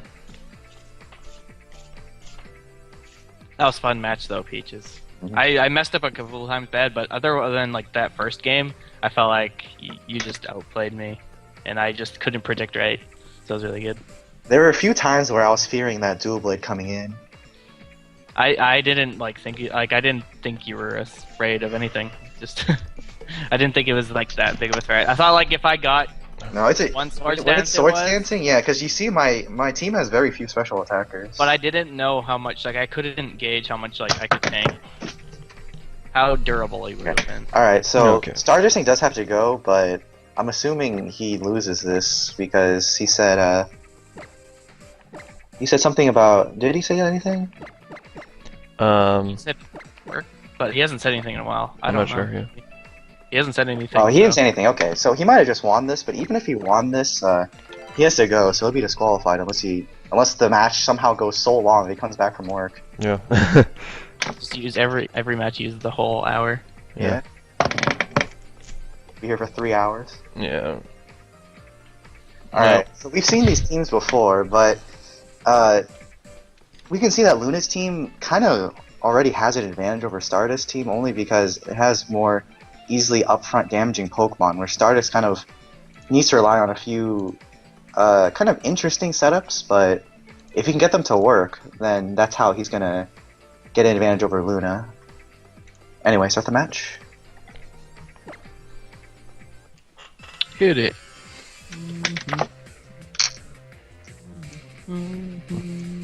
Now, Luna could have seen from last game that Stardust likes to lead with that Whirlpeed, so he goes with the Rhydon, and he's ready to smash this Whirlpeed in half from turn 1.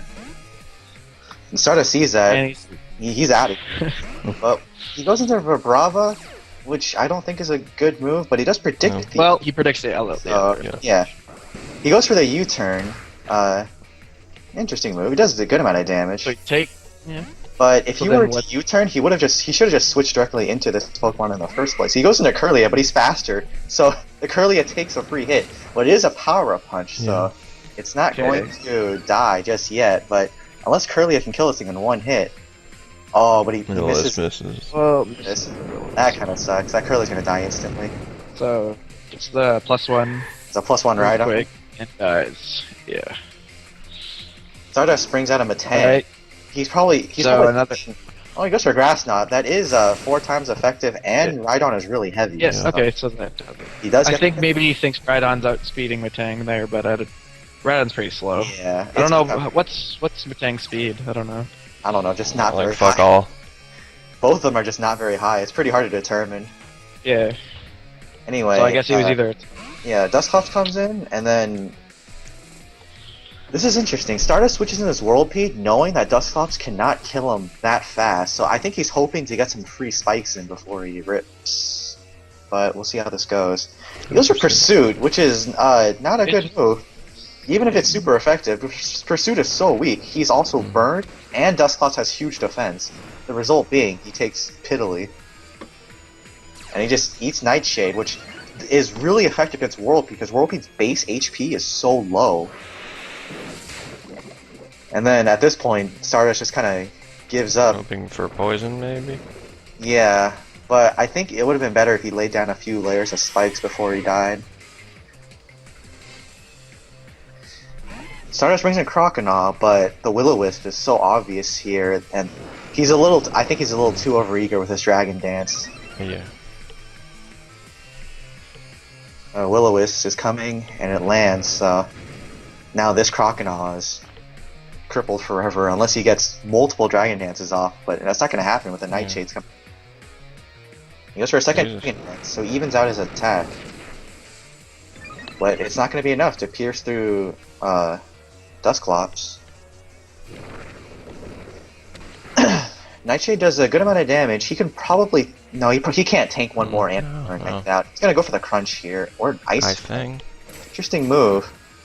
Waterfall would have done more damage, and Crunch would have done more damage, but he goes for Ice Fang, and he just kind of dies for it. Yeah. Ice Fang is also an extremely low base power move. 65, I think. It's just like it can flinch I mean, or freeze. Yeah. So, So now Stardust brings in his Dragonair. He Thunder Waves, but honestly, Dusclops doesn't care about Thunder Wave. He's so slow already. Yeah. And he disables a Thunder Wave, which is kind of funny. But Yeah. at this point, it's sort Do you of... think Disable's even like a good move on that Pokemon? Disable, I mean, it has niche uses for sure, but he just wanted to, I think he just wanted to disable to, because obviously when you bring in a Pokemon against that Dusclops, you'd want to use your most damaging move, and if he disables it straight up, well then you just can't do shit. Yeah. Anyway, Luna brings out his Wartortle, which makes me think that he has some sort of ice move, either Ice Beam, or I think Ice Beam is all. Stardust goes for the Dragon Rush, but 75% accuracy, so Nappa. the Ice Beam hits, does a lot of damage. He might go for a Dragon Rush again, or he switches out. Okay. So, He's gonna- what's he switching into? He knows knows he's it's taking gonna be Ice- Nice Beam, yeah. I was gonna take a Metang, so yeah, no Metang. Scald. Oh, but Luna predicts predicts it and goes for the Scald, which is really good and might burn, which would cripple this Metang. But no, okay. So the next turn he goes for another Scald, which this is just doing so much damage, and then Yeah. Grassnot's not gonna do shit because Wartortle's so light. Yeah. The typing doesn't matter People there. kind of forget that Grassnot's a nice coverage move, but it's not. It doesn't work all the time. So a Bullet Punch doesn't do shit, even though it's a crit. The Skull's just gonna take him out. What is a grass knot? It's not made of grass. Why does it matter if you're fat or not? I don't know. It like trips you or something. Yeah. It's like low kick. Low kick trips you. I mean, there aren't any grass type dogs. Why So not? there's There's a the grass- Thunder Wave, The goat? but it's already a little bit too late. The Ice Beam will kill the Dragonair. I think Vibravo's the last one left, but Vibravo does not have the damage to take on this guy. Ice Beam times 4. Oh yeah. Rock Slide would not have done enough damage, and Ice Beam will just murder it.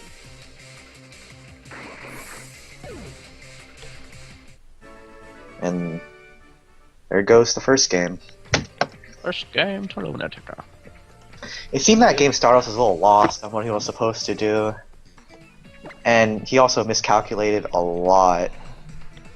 Especially with those grass knots.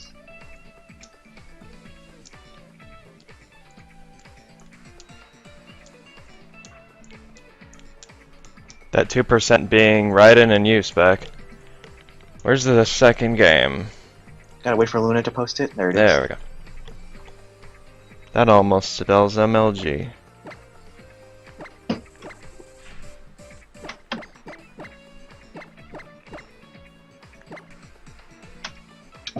Or do evolutions count as dogs?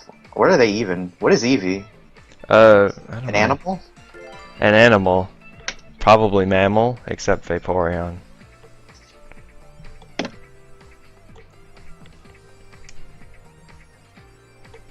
Well, dog-like, I guess, a little. Anyway. Dusclops and Croconaw. Alright, so game 2. Luna's gonna lead with his Dusclops, as he tends to do, because honestly, Will-O-Wisp is just really good against any of Stardust's Pokemon, except for Dragonair, who does have shed skin and can get rid of it. But Luna is just hoping to spread the burn everywhere and cripple Stardust's team before he ever has any chance to do any sort of setup. So let's start the game. It's a fog.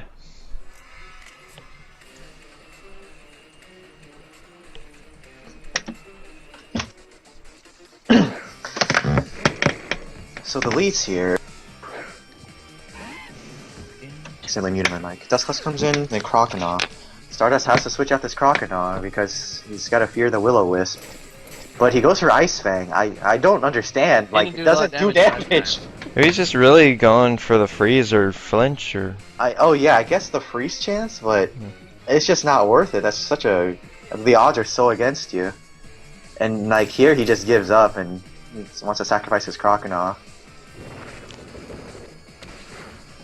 This music with the fax machine in the background every few seconds. Or whatever the fuck that is.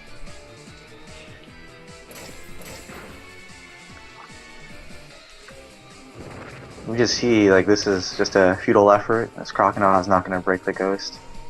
Croconaw does learn Crunch normally. I'm surprised that he does not have Crunch. Okay, so Curlia comes up, but I don't think this Curlia is going to do anything either. Yeah, at this point, Stardust realizes he doesn't really have much to break through this guy. He's just throwing as many Pokemon as he can, just do as much damage as he can, but it's not going to be enough.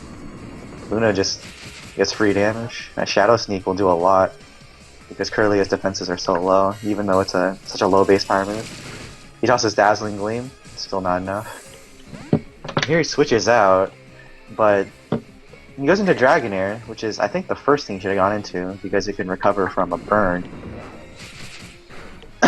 But even then, yeah, he goes for Thunder Wave. That's not what you want to do. Because even if Dusclops is crippled 1 in 4 turns, like it's not gonna, you're not gonna do anything to it. The speed drop just doesn't matter. Now he switches out again. Like he goes back into Curlia because he wants to do damage, but one Shadow Sneak and he's just dead. Interestingly enough, Luna switches out. He goes into Kadabra. Yeah. It does have Dazzling Gleam, so it'll do damage. And it'll kill it because Curlia is so low. No spec, Curlia is the little girl that was on here earlier. He comes in, but he uses Reflect. That's pretty interesting. I think you could just use Psychic and then like do a lot of damage with Whirlpeed. But I mean, you does see the physical move coming in, so I guess it's good. Because Psychic neutrals bug, right? I think so. Yeah. Even if it wasn't, you'd still do a lot of damage to a Whirlpeed. Yeah. It has no form of recovery, and it's just... And this thing, like... I'm pretty sure Luna has seen from previous games that this thing does not have very strong attacks. It has Pursuit and it has Poison Tail. Anyway, he brings in the Magmar, and then Stardust, knowing that his doom is near, lays down a layer of spikes before he dies to a Flamethrower.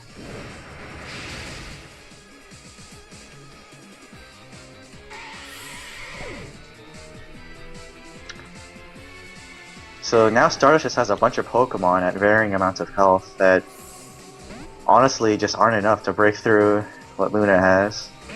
He brings in his War Turtle against the Dragonair because it knows Ice Beam, and Stardust knows this, so he's probably gonna do one hit and then back off.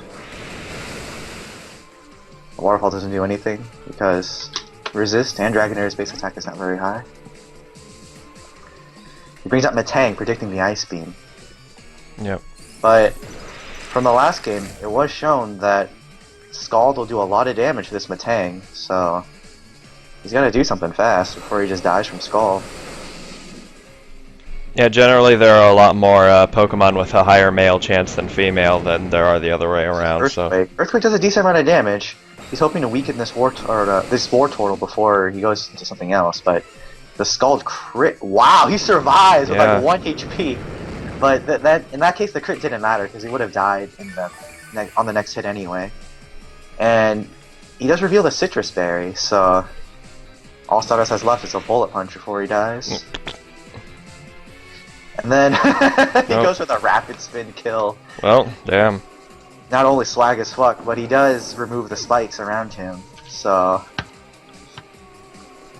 That's the power of Dragonair's left, Pineasol. and that's not going to survive for much longer with the Ice Beam.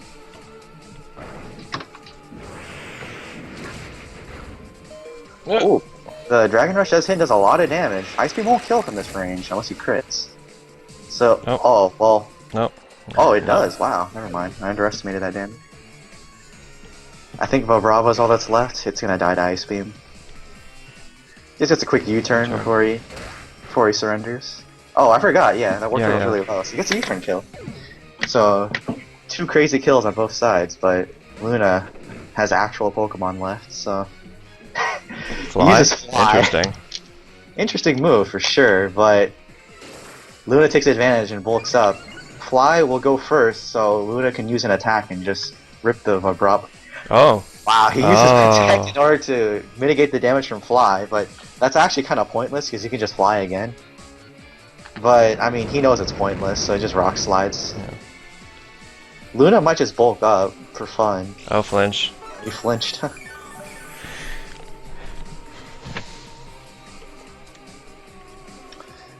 And then he finally uses his Earthquake. He should have used his Earthquake from the start, because it does the most damage, but it won't do any damage to a Girder. Drain Punch does a lot of damage, and even though Vibrava looks like it's flying, it's not a flying type, it's Dragon Ground, so Drain Punch will do normal damage. It's not flying, it's dragoning. Yeah.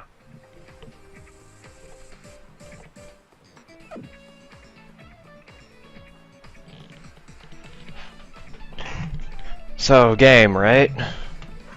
Nope. Let's look at the brackets. It's going to be me versus me, Jimmy versus Tides, and Lambert versus Luna. Mhm.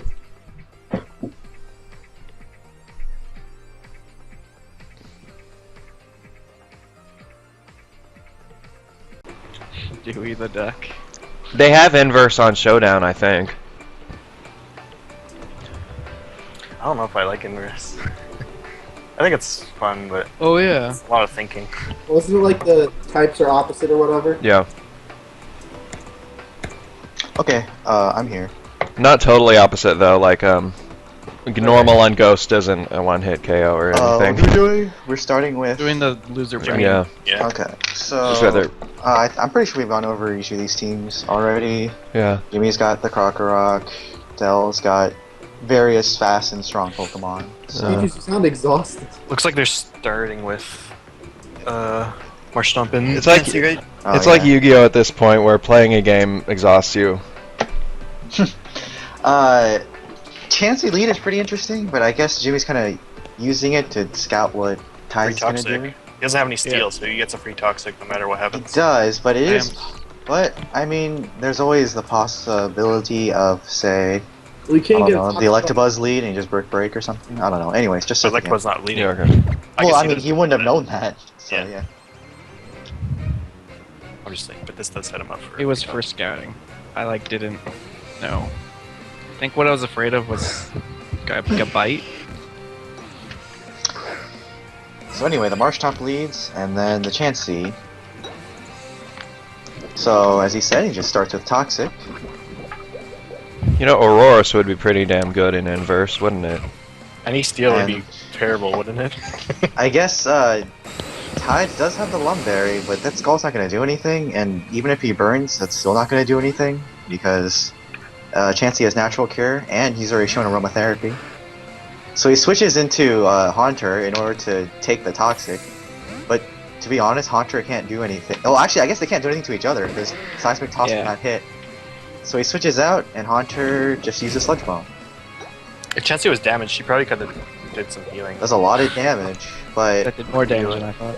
Krokorok can return with an earthquake, so Tide has to be careful here. Haunter's faster though. Doesn't Haunter has No, I didn't, Tokus. That's Okay, next so week. Jimmy plays it safe and goes into the Dual Blade and takes the Sludge Bomb. See, he reveals the Sucker Punch, but it's not like Haunter's attack is anything significant, and Dual Blade's defense is also really high, so he just eats a sneak and dies. An interesting move to be sure.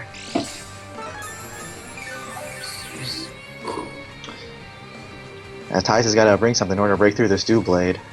He brings in Fletchinger. He's gonna Flare Blitz, and of course Jimmy knows that, so he's gonna switch out and go into his low tat. I don't think he knows Flare Blitz. He knows. Save his bird. He knows the worst Flare Blitz. It's Flame Charge. It's Flame Charge. Okay. Anon, are you aware Tides isn't in this match? Fracture, not the other Pokemon I'll talk about. Anyway, he does use Flame Charge and he gets the speed boost, but he's gotta use some damage here. Uses Acrobatics, almost kills, but he eats a Dragon Claw, and Fletchinger is not very tanky, but it does survive with like no health. And here he just goes back into Dual Blade to finish the job. You're right, I'm mistaken. Eats the Acrobatics, no Trying to eat at the same problem. time. And he's just going to sneak. So, does Tides want to preserve the Fletchinger? He does. What's he gonna go into that can take a sneak? Goes into Gabite. No, he is. Not a I was bad idea, mistaken. because a sneak means that he'll take rough skin damage. Except I don't think he has. He doesn't have rough skin. Technically, that wasn't legal, but it's okay. It's already too late. Well, what's the? The other ability is Sand Veil, Oh, but it's not like he can make use of it, so it's fine. If he doesn't have Sandstorm, it's fine. Yeah. He goes for another sneak, because you can see how much damage it does, and while Gabite can retort an Earthquake, Dual Blade is really tanky, so... I know I can take one Earthquake. Yeah. That's it. It's really blurry on my end, so I can't see, but it looks like a sneak might finish the job here. Yeah, That's, you're about it's right. close. It's close. It's like it's a gamble. And Jimmy takes the gamble here. Min-max damage, max damage, max damage. I can't tell if he's dead. Okay, so he's dead. Now something of note here, I think if he had the rough skin, that Dual Blade would either be dead or really, really close to dead. Possibly. Yeah, he goes into Marsh Stomp to finish off with an Earthquake, but Jimmy wants to preserve that Dual Blade, because it can't do things with Shadow Sneak later, yeah. Goes into Chansey, which he knows he can take anything. Well, Marsh Stomp does have a physical move in Earthquake, Chansey is just too tanky. EVLA. Uses Toxic. Now that Marsh Stomp is not going to do anything. He can still go for Ice Beam, so Ty just gives up here. He goes for the Freeze. 10% freeze chance, which still doesn't matter because Natural Cure. Yeah, naturally. And Oh, then Parrot, shit. you just use Aromatherapy for like no reason. My other thing was poisoned. Was it? Oh, Jesus is poisoned. Oh, oh okay. Well, so he just gets his team all cured up before he kills this Stomp. And because Chansey does have Softball, they can take Ice Beams, Scalds, and Earthquakes all day. Jesus Christ. That Chansey is unstoppable. Also, Softboil has, I believe, 20 PP, so it's not gonna go down anytime soon. Taj is just relentlessly. Girder is the Hey. counter. Girder makes Chansey a bitch. Then Taj finally realizes, damn, I can't do shit. He goes into Kadabra, but that's not gonna do anything either. It's just gonna eat Seismic Tosses. He can almost two-hit Seismic Toss this guy. He's got so little HP. Kadabra! He does go for the Psychic, but that blob, too fat. Sure, Too pink. defense. That She has fucking no smug-ass brain. face. It's like, nope, soft boiled. I'm sorry. Lativa has no brain to use Psychic on. And Tides he sees this opportunity. He goes for the Calm Mind, but he's gonna need a lot of boost to get over this what chance. end? 6 Calm Minds. And in the meantime, Chansey's just gonna keep Seismic tossing. Looked like he did get a specialty lower with Psychic. My name is Calm Mind. I will use Calm Mind. And uses another Sidekick. Maybe hope for a crit, do some damage? Nope, nothing. It's thrown to the other side of the world. I love that animation so much. I don't play with animations on, so it's great when you play with needs. And then Ty finally brings in Electabuzz. Does he have any move that can stop? Nope, Thunderbolt. Nothing can stop this Chansey anymore. Get bite. The rest of this game is going to just be Chansey versus the world, including the world. Oh, stab. Jesus Christ. It does get paralyzed, but he has aromatherapy, and he has plenty of turns to be able to take paralysis. And yeah, Jimmy just doesn't care. Seismic toss, just kill everything. Let's take a trip around the world. At this point, Jimmy's one-handing this game. Press A, press seismic toss, destroy everybody. Like, That's what he sounds like. and then here's March Tomp, and we know what happens here. Does anyone remember that in the anime? Like the buzz. I like to bet. Oh yeah, it was Jimmy's getting paralysis turns here. If he's fully paralyzed all the way until death, he might kill the Chansey.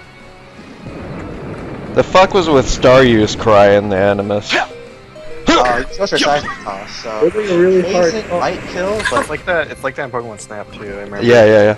okay, poison definitely won't kill, but Marshtomp will finally destroy this blob. But Jimmy doesn't even give it to him. Oh my god, It's never. Lowest. doesn't even. He won't even give him Lowest the satisfaction of killing the blob. Jimmy is relentless. Lombre comes in, eats an earthquake, no problem. Now, Lombre does have to fear Ice Beam. Well, actually, I guess not really, because Marshtomp is already dead. You are already. It's allowed to fear Ice Beam. It's just neutral damage, right? Well, yeah, but I mean, there's the chance of freeze, and it does do more damage than before. Tides brings in. He brings in Fletchinder, uses Roost. I'm not sure why. He could just use acrobatics and kill this guy straight up. And he just eats a Hydro Pump. That was a very strange idea. Actually, should have Hydro Pump could have missed. Does he have an item, or is he just? I'm Does he guessing have a berry probably for does acrobatics? not have it. I did not see an item at all, and acrobatics did do a lot of damage. I'm guessing it's no item. Oh, interesting first game. Tides has to. He's got to really step it up here. Come Okay. on. Code. It's Node. I think the first. Oh, evolution we've is reached not limit. bad. The limit for the group call is 4 up. hour. 4-hour limit? Are you serious? What Can the we titty keep another- fucker? Just, Can you put another one up? reset it. You said it. It's a 7-day trial. It's got to be like. No way. Can you like close and restart the call? Yeah. Can you put it back up, Brokar? Yeah, sure. Maybe you have to close the call completely and re-invite everyone. Yeah. Hey, who knows? Because I'm not hosting, am I? This call? I'm hosting. Yeah, okay. Should I restart it then? I guess, yeah, end the call and then we'll just come back.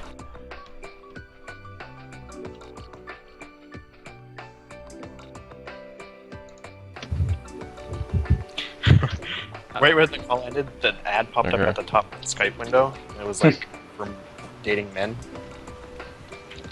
Nintendo, there's a 4-hour call limit on these like group video chats. Brokar is putting up a video on her Skype call so we can comment in real time Instead of the Skype. and not gay ass Twitch delay. Yeah. So is it showing? No. What the fuck? Okay, let me try again.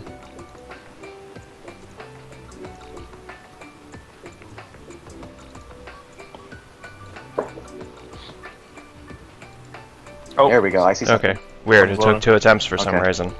Well, Right. so game 2, Jimmy leads with Doublade, and then Tides leads with Gabite. Gabite does have the advantage in this situation, so we'll see what happens. Start the game. Actually, Johnny, that's just me. I think Gabite is the real problem for me. Like, it's the biggest problem for my team to deal with. You got any ice cream? Because a stab earthquake is actually basically my weakness. I don't have a lot that can deal with stab earthquake. So the Earthquake is obvious here, so Jimmy will definitely want to switch out into Lombre. Yep. Pomper 77. Eats the Earthquake, and now Lombre can threaten with Ice Beam, so Tides will have to do something about that. But That was a does- crit, wasn't it? does- Oh, it wasn't a crit? it Wow, that was does- a lot of damage. It does too much damage. so Okay, so yeah, too much damage. He can't take another one. He's got to switch out again. He switches into his Chansey, and then Tides uses Aerial Ace, even though Earthquake would have killed again. So, and then he just batters away at this Chansey, but there's no hope for him because Chansey can take anything. Chansey can take on Tides' entire team. He probably saw the grass thing, and he was like, "I'll just do it at least one time too." He just tries to wear it down, but the soft boiled. I don't know. And since Jimmy got the toxic off, I mean, it's only a matter of time before this goodbye falls.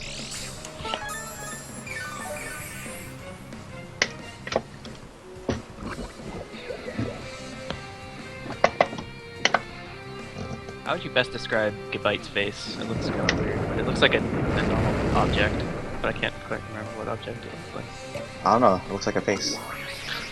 Got, Kind of looks like layout. he's been eating chocolate brandy cake. It's like I'm just watching this match now. It's Gabite can't do shit to Chansey. It's Chansey, resident sleeper. Chansey the game. Fletchinger might have a chance here. If he does have Sword Stance, he can set up on this Chansey. I don't even know if Fletchinger can learn Sword Stance. Yeah. Oh, It's yeah. a TM move. I'm pretty sure it can. I guess so. I mean, some Pokemon just have weird, but he goes for acrobatics. It does It a lot of damage. doesn't do enough though. Compared More than half. Yeah. You gotta get more than half. yeah. At this point, Tides can only hope to PP stall soft boiled. His team just can't handle it. Can't handle If he Chansey. had a strong fighting type, it would have been completely different. At least like against Chansey. Oh, Latifa!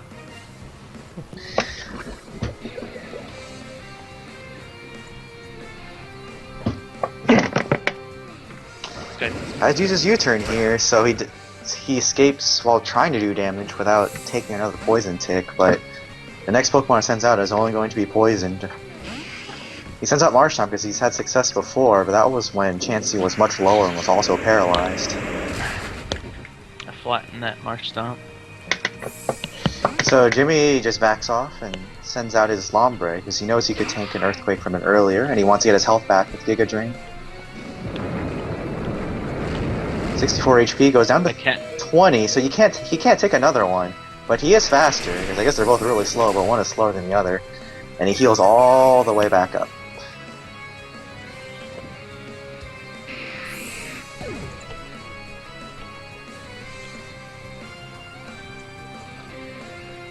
Tide sees his chance here. He gets Fletchinder out. The acrobatics is pretty obvious here, so he just goes into not Chansey, but Doublade this time.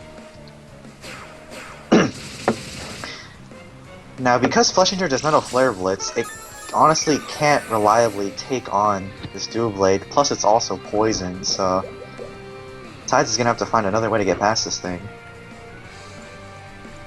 Oh, but Jimmy switches out. Might be predicting something. He switches into Fracture because he knows that Fletchinger can't really do too much, or he might just be switching out. He wants a free switch into Fracture in order to set up that Sword Stance.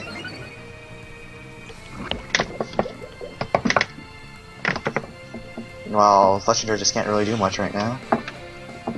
The U-turns out, get that extra damage in there. And also, scouting what Jimmy's gonna do, but he's gotta send out another Pokemon first. Sends out Haunter. Okay, and then Jimmy just does the safe move with Dragon Claw, and we'll just rip that Haunter right in half.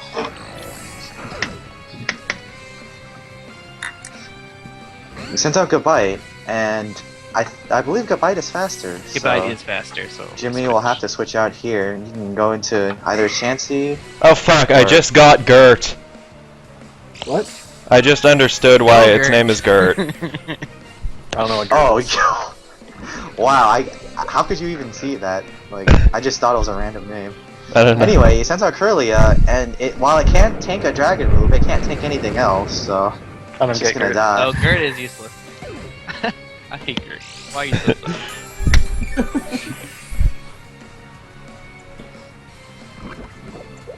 And when all seems down, all you have to do is rely on your... There it is, or there she is, rather. Rely on the Chansey. And we're back to this again. Earthquake did a lot of damage, and think surprisingly I enough, he went for the Seismic Toss here instead of the Soft Boiled, so... Jimmy's gonna be pressured into... might actually need to switch out. This next Earthquake will do enough damage where the one after will kill it. If he doesn't... Oh, but he's going to die from the next Seismic Toss. so it won't matter unless he crits. Nope. Soft boils anyway.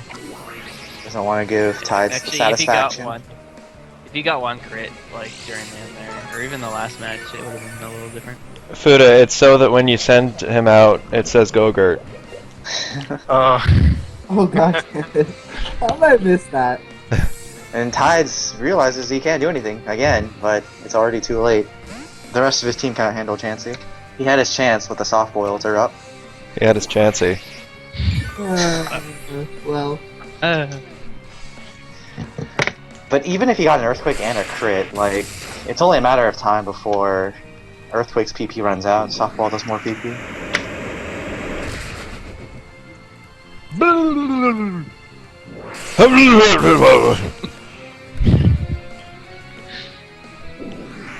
I wish they took that cry into the actual game. It was I mean, always, Pikachu got it, why not everyone else? Yeah.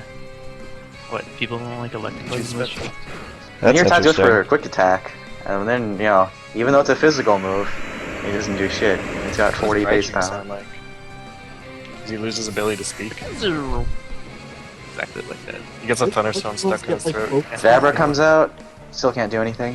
Focus Blast would do a decent amount of damage, but I don't you think can't so. rely on Focus Blast is the thing, because you'll Isn't eventually miss, and then Chansey will just soft boil.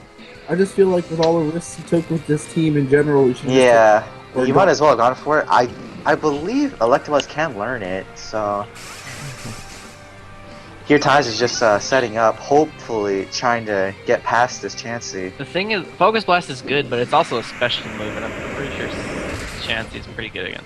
Yeah, but I mean, Yeah. the It does extremely good high base power is what can Yeah. make some Pokemon smash through it, but honestly, without a Specs or something, you'll be hard-pressed to get past Chansey. There's just no threatening fighting moves. Tides is, I believe, at +2 or +3. And then Jimmy just switches out. He goes, why not? He It's like predicts the I know Sidekick. he's The gonna do darkness. Psychic, He predicts the Sidekick and he just brings in the Krokorok.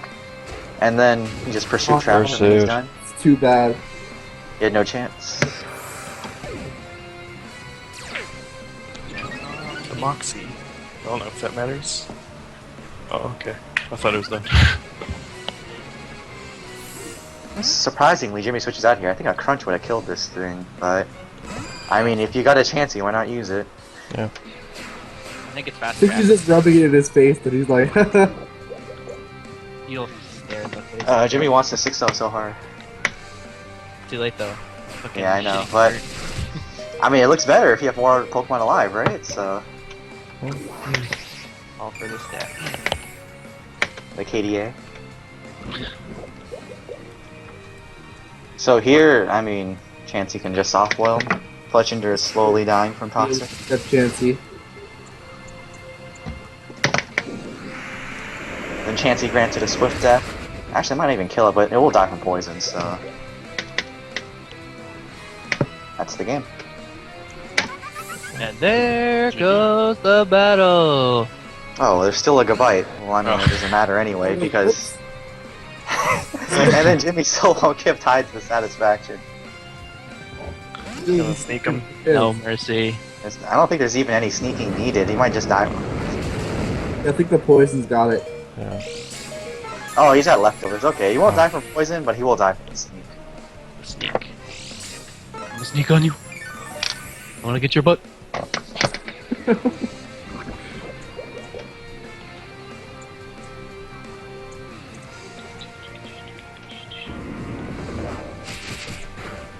Del really gave this fight his all. He tried his hardest, but Chansey, Your bite. it happens. Alright. What do you think next? Are we going to do? Are we going to finish off the losers bracket, or are we going? Yeah. Okay. I'll play most of my games next. So next is Lambert versus Luna. I'm gonna leave the call. Hope Miggett is still here. Surprisingly, someone said this before, but even though this is Machoke in the middle, nobody's using Machoke. I think Yeah. Machoke would have been a nice addition to Tides' Yeah. team, because not only does it have that no guard dynamic punch, you can just smash through Chansey. Like, Smash the chance. I mean, it also has a 100% chance of confusion, so it would just disrupt Jimmy's team really hard. Yeah, I have some really bad weaknesses.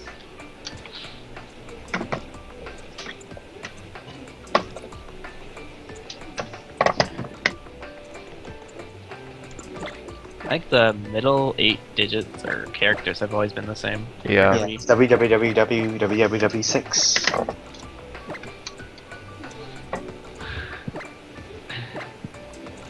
I didn't think Doublade was actually that good. Like I was like, it's it's pretty- just if it has like Aegis Slash is so good because of King Shield, but like Yeah, it's been used in a lot of matches, so it's proved its usefulness in a lot Yeah. of matches too. I didn't like think it was good. I just got it.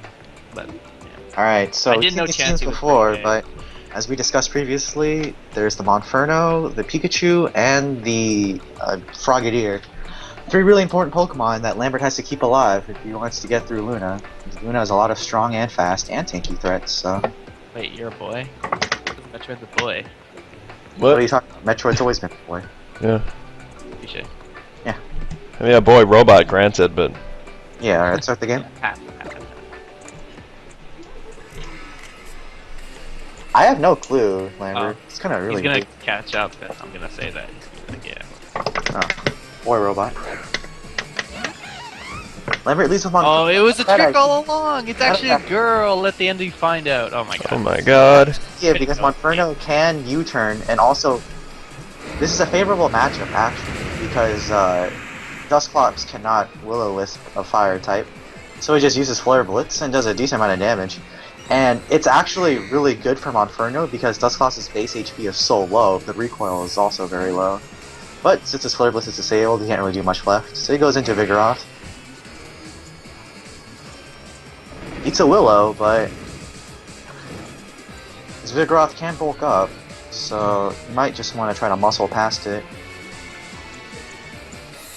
And then Luna, knowing that he cannot do any damage with Nightshade, goes into... I forgot this thing was, his Girder.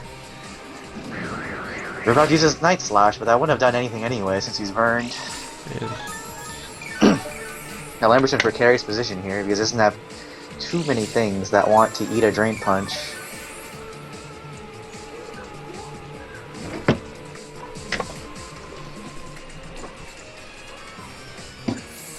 He switches out and goes into his Metang, which is definitely his best Pokemon to take on Girder, but predicting that he can't really do anything, goes for the Bulk Up.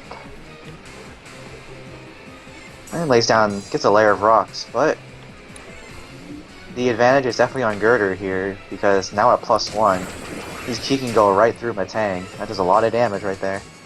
Oh, but then Lambert reveals the Zen Headbutt. I don't see that very often, but it won't do too much. It won't do too much just because he's already bulked up. But Luna does go for another bulk up. How about that? He does have the leftovers ticking, but I think he'd be better off just finishing off this Metang. Because the faster he kills this Metang, the better off he'll be, because the rest of Lambert's Pokemon are all really fragile. He could be just wanting. He just could feel like, okay, I can get through Metang. Yeah, he wants I to want be huge. I want to sweep. I want to set up the He wants sweep. to be huge. But That Zen Headbutt might kill... Oh, it won't actually because of Drain Punch. So yeah, that bulk up, proving its usefulness. He heals up and a quick Mach Punch should dispatch this Metang.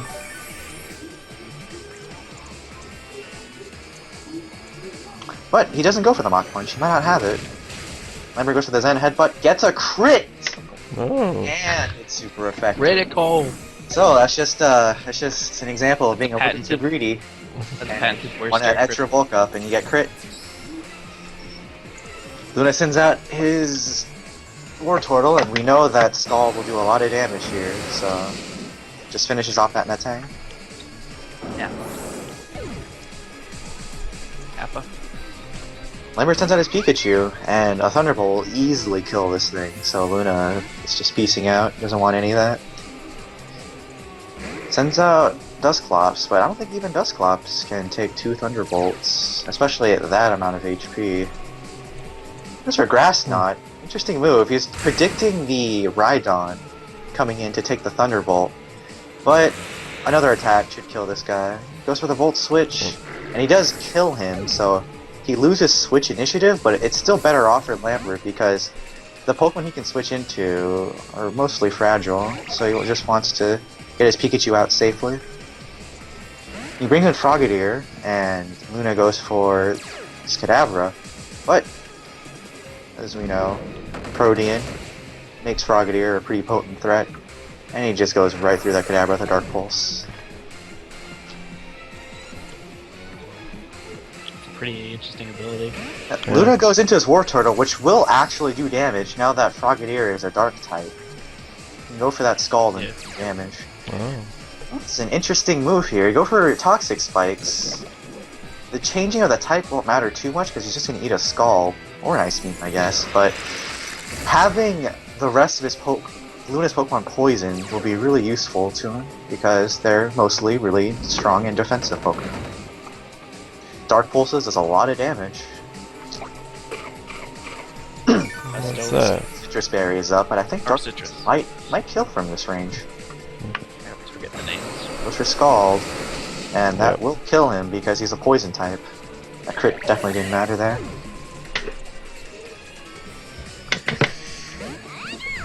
Pikachu comes out, and of course the threat of a Thunderbolt is there again. Lambert might be looking to predict again and go for the Grass Knot here. Grass Knot would definitely take out Rhydon. Oh.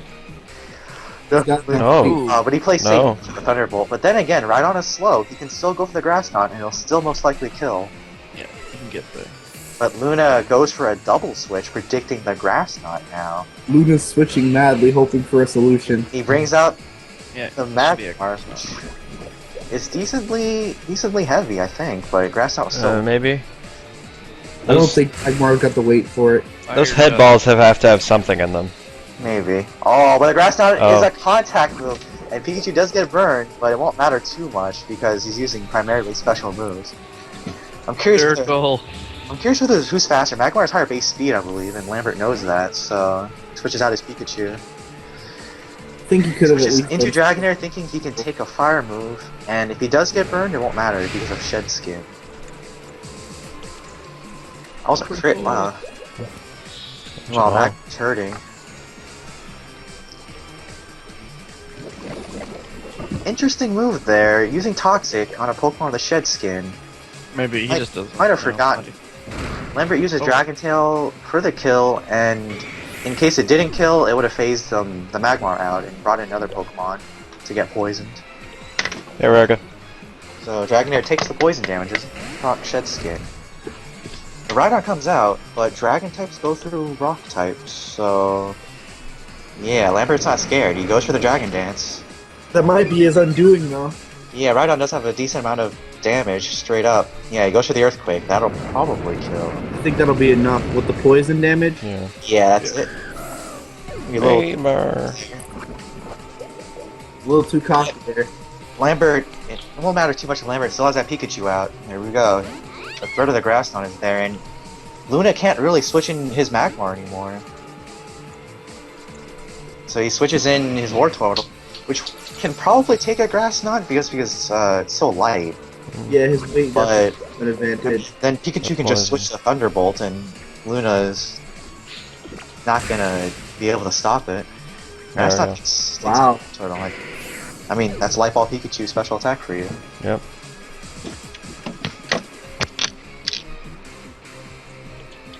Rhydon comes in, but Grass Knot should die.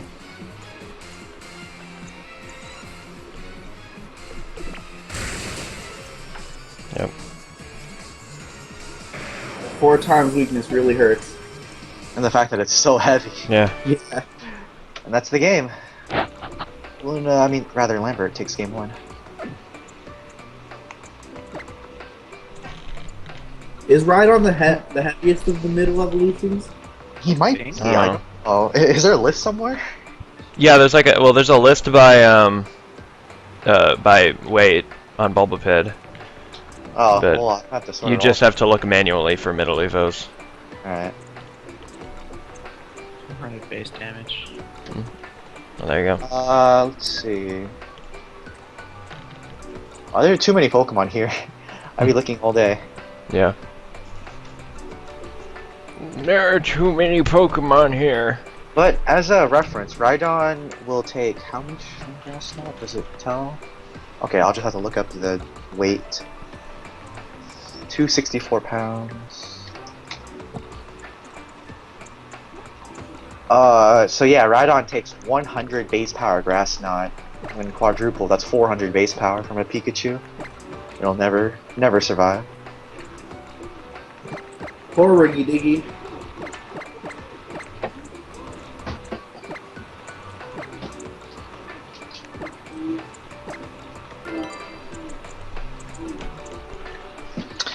Wow, that just goes to show.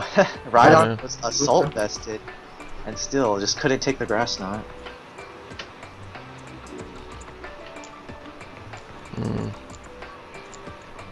Let me check Helzia. Height is unnecessary, Johnny. Rhydon Yeah. is 6'3". Oh, about as tall as you, maybe.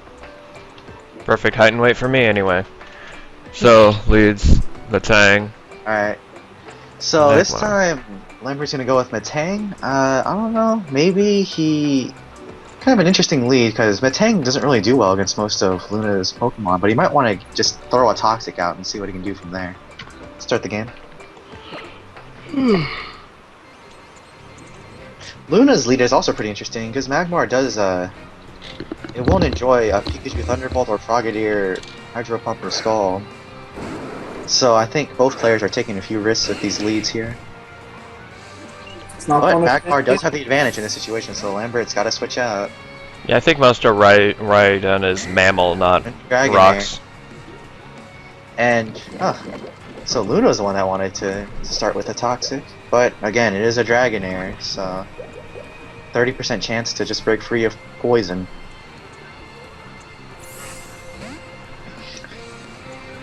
Luna switches out. This might give Lambert a free Dragon Dance. He might be looking to do the same thing as before. Oh no, he just goes straight for Outrage. He doesn't want any of this shit, he just goes straight in. Can you blame him? Last time he went Just for barely short of 2-hit KOing this War Turtle, and it does no Ice Beam, and Lambert is locked into Outrage. Min-max damage, maybe? No. Citrus Not- Berry procs, and the Ice Beam should take care of Dragonair. Might not, maybe, I don't know. mostly Peaches, Daryl. Yeah, Okay, mostly yeah, pieces and that Ice Beam. The Shed Skin does cure the poison, and now Luna can't really do anything because an Outrage is imminent. He goes into Rhydon, but Outrage will do normal damage against Rhydon. So Lambert could just get free damage on this guy. Yeah, that's some pretty good damage. He gets confused here, but it is possible he breaks free from confusion because of Shed Skin. But he doesn't, and he hits himself, and now he Does dies. Shed Skin get rid of confusion? Pretty sure it does. Because I thought it was I only think so. paralyzed, poison, and burn. I don't know, I'll have to look into that. I thought it was like all status effects. yeah, maybe the real ones. Or the, Confusion is iffy because it doesn't show up. yeah, the ones it that says show up, I don't know all what the fuck. Status effects, so I guess yeah. Never mind. It doesn't work with confusion. My bad. Anyway, there are Pokemon out. I don't know what happened, but there are Pokemon out. Skull does a lot of damage. That was a lot of damage. If Lambert had Surf or Hydro Pump, he would have just clean gone through this. I forgot this thing. A Gerd, right? And then, thinking that he's gonna switch out, he goes for the Toxic Spikes, but turning him into a Poison type also works in his favor, because Yeah. that means Drain Punch is not very effective. It still does a decent amount of damage though.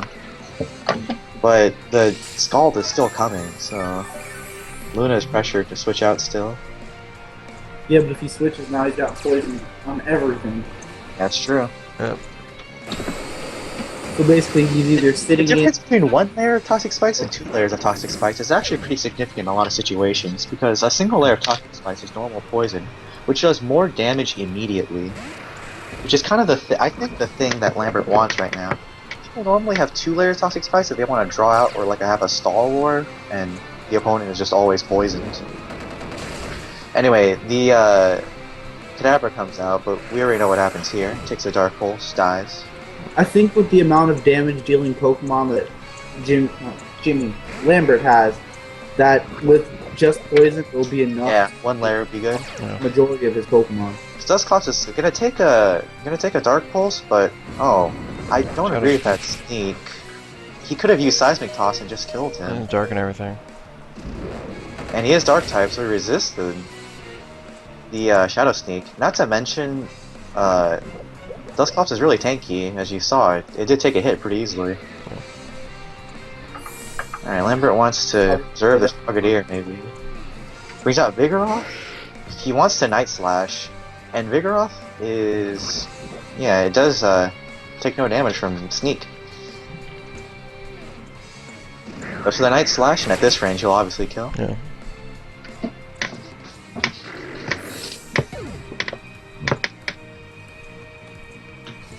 Lunaticker sends out Magmar. He does get poisoned. Vigoroth can do a lot of damage to this thing before it goes down. And Lambert thinking he can get pretty big on this guy too. However, he How about takes that? I mean, he's gonna take a lot of flamethrowers. I don't think it's that tanky. Unless he put a Violet on this thing. No, But Nope. no. chance. The crits only do 1.5 times damage, so at the very least, that would have done at least 75%. I thought crits were a double. No, they changed it in this gen. Yeah, It does they're 1.5. nerfed, so. Really? Yep. Frogadier comes out, and the benefits of Lambert preserving it are shown right here. He just goes for the skull, then dies instantly. Ooh, perfectly calculated life orb damage. He has 1 HP. Now I can just go for Dark Pulse and kill this turtle. He goes for Toxic Spikes. That's an interesting choice. He wants the second layer. I And, think it's because Oh. and then Luna gets the Rapid Spin kill. that was a mistake. You should have Rest. finished War Total when you had the chance. Yeah. That was his first social mistake. What? What was that from again? Lambert does have Pikachu, so it won't matter too much. Goes for Grass Knot because it'll kill anything coming up.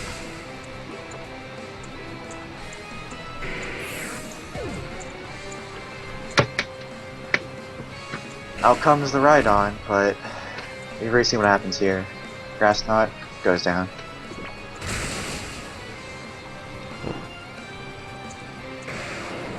Too bad for Raggedy.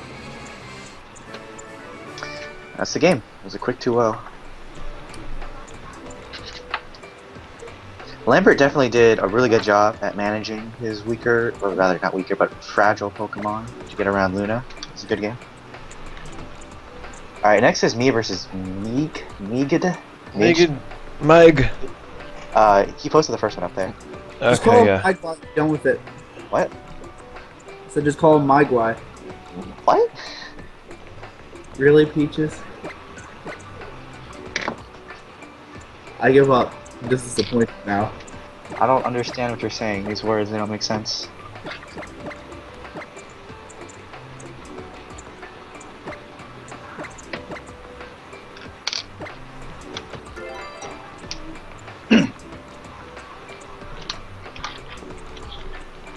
Okay, so this is me versus Meek. Mitchell. Previously, I've seen that he'll usually lead with Golbat or Porygon 2, since they're generally pretty safe. Golbat has U-turn, so he can just do whatever he wants, and Porygon 2 is Porygon 2, so he can also do whatever he wants. So trying to predict that, I went with Gabite, because I can Stone Edge or Golbat, and I can at least try to outrage Porygon 2, so that's just what I was going through when I was thinking about this. Start the game. We're good.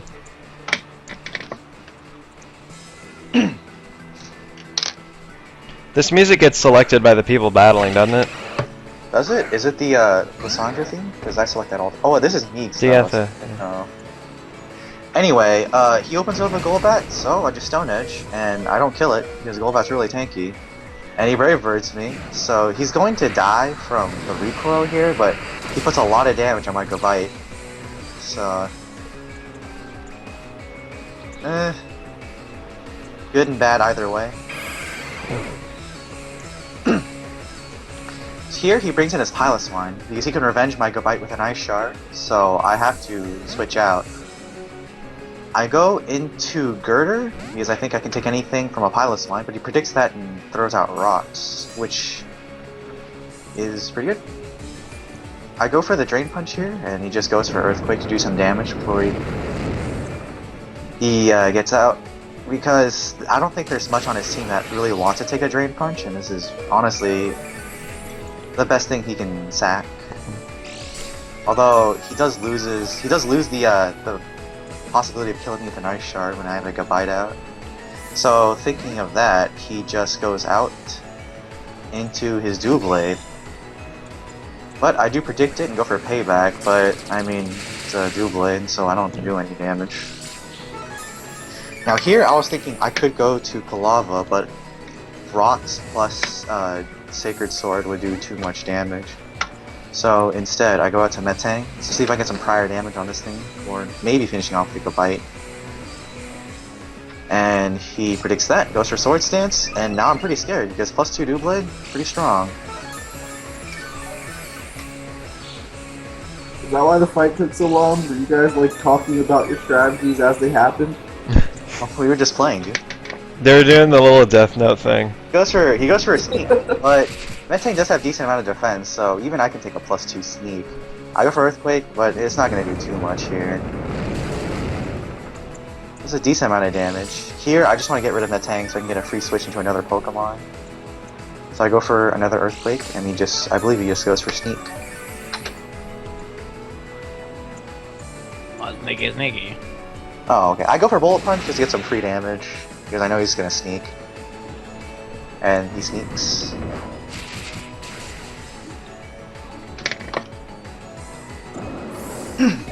Now here, I'm thinking, even if I do go into Quilava, I'm probably not going to survive Rocks plus a +2 sneak. So I go into Crocodile here, which I honestly think was a bad decision. Should have gone, I think I should have, well, if I gone to take a bite, he would just sneaked me, so I didn't have too much of a choice. I go for Crunch, but it's a Doublade, and you can survive that. And then he'll just slice me apart with +2 Sacred Sword.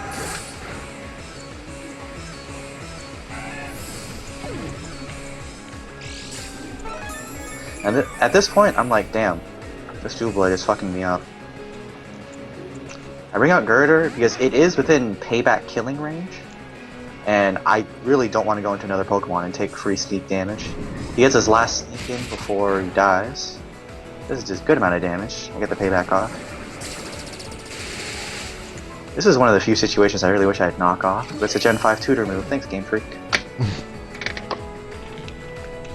Well, you know, Showdown. So now he gets to go into his Kadabra, and I don't want to take any hits, so I just go for a Mach Punch, which does a lot of damage. And then he goes for Dazzling Gleam, which I'm not sure what that was supposed to hit, but I survive, so I can get one more free Mach Punch. And he goes into his Gabite, so he can kill me with Rough Skin and Rocky Helmet. You get some good prior damage on it.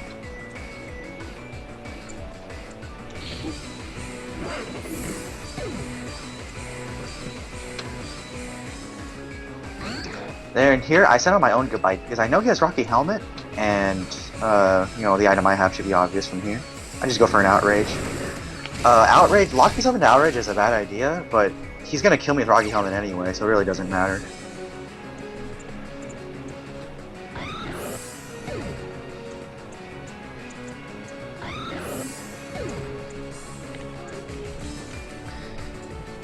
He brings in his Kadabra here, and so I just bring in Quilava because I just want to fire Eruptions and kill everything. Then here, he goes for Thunder Wave, which is a good idea because without my speed, Quilava can't really do much.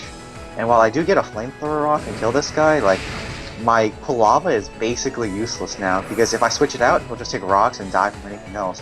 If I leave it in, anything can revenge it. So he brings in his Death Duck here.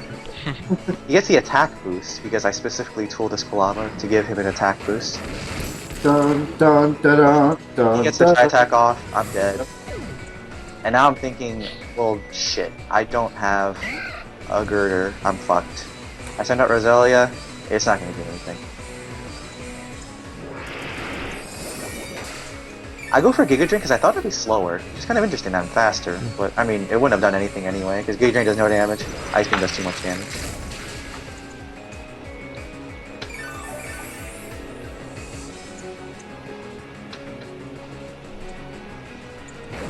You're just gonna get damage on it, not that it really matters. I'm dead.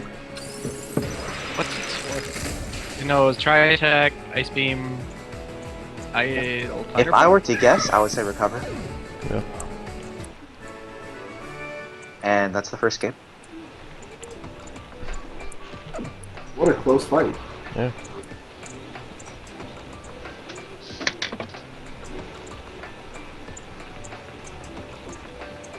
Check that out.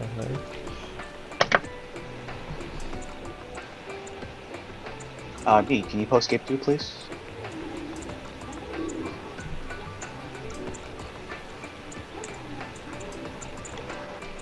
Also, Pikachu has knockoff.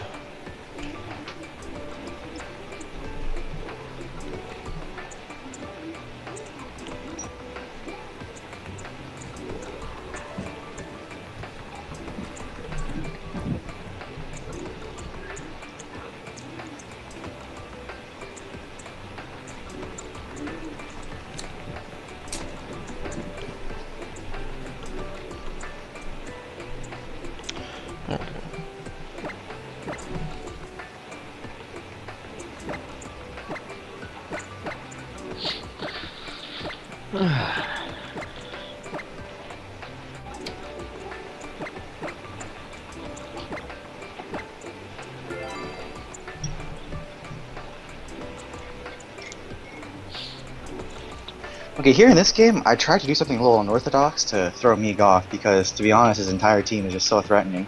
I lead with Crocodile here, hoping that he leads with something that can't immediately destroy it, and then maybe being able to set up a Dragon Dance and work from there. So, start the game.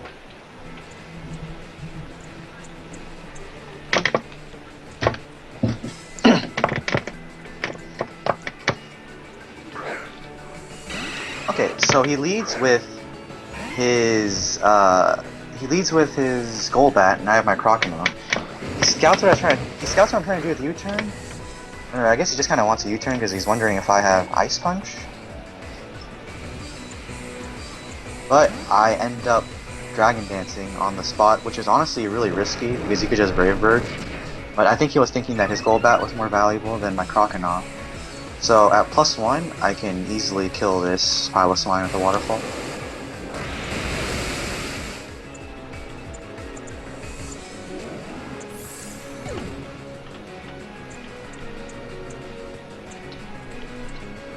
Next, he brings out his Kadabra, and then I'm thinking, well, whatever. I'll just crunch, because I am faster at +1 speed. But then he does reveal that he has the Focus Sash, which I should have thought of, but I didn't, and so I die for it.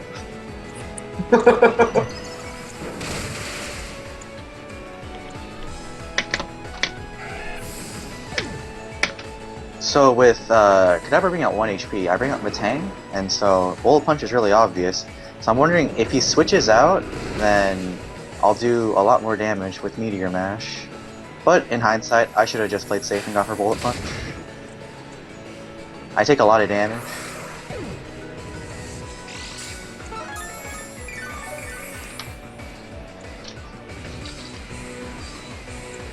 And so he goes for Double Blade. I'll probably die from the sneak.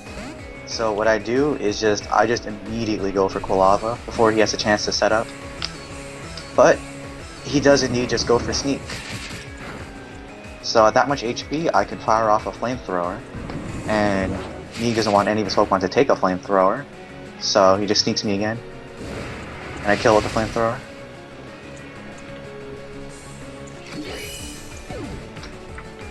From here, my Quilava's in a pretty delicate position, because I don't want to switch out, but I don't want him to die. So I just let him die. Because I really don't want my Gabite and my Girder to take free Brave Bird damage. So I sack the Quilava, which isn't, I guess, a bad thing, because I already did take out the Doublade. I'm hoping my other Pokemon can get rid of the rest of these. I bring out Roselia here because it's useless, and I really need some damage on this Golbat, so I just let it Brave Bird me and take the recoil damage.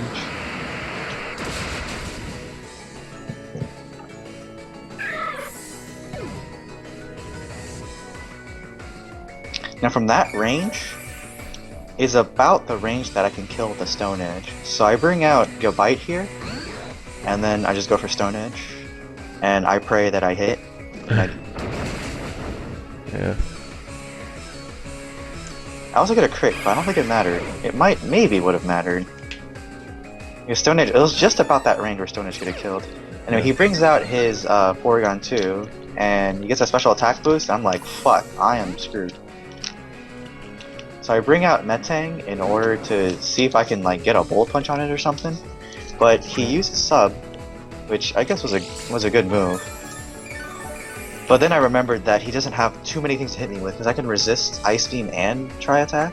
So I'll take this hit, and I Meteor Mash in order to break this Sub.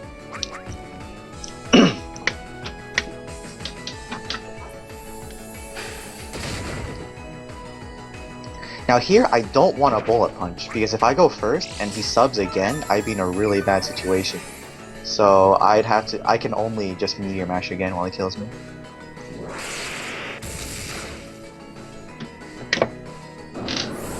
But Metang dying is not a bad thing, because it finally means I can get a free switch into Girder, which was what I should have focused on in the first match. Girder is the only Pokemon that can take on this duck. Just for Tri Attack, that's a lot of damage, but I have Drain Punch. So I can heal most of it back, and I put him in a range just where Mach Punch will finish him off. It was really close. I'm wondering, like, if I got a min damage roll and not finished him off.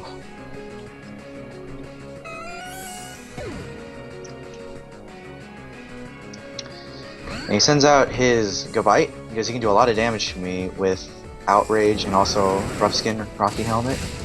So, having killed the duck, I can just let go of this Girder, so I just Drain Punch, do a good amount of damage. I can heal a good amount of it back, but I take a lot of recoil damage. A Rough Skin Rocky Helmet's pretty rough. So here I'm thinking, he might kill me with another Outrage, so I'll just Mach Punch and pray it kills. And I think that was another, like, min-max damage roll, because it doesn't kill. And now I'm fucked.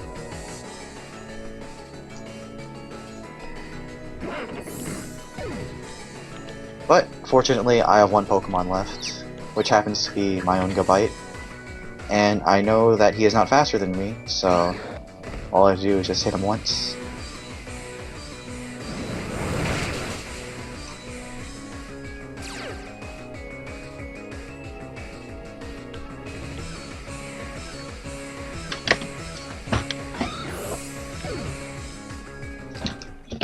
And that was a match. It was really close. I managed to preserve my Girder this time, so I could actually take care of that duck. That duck is pretty strong.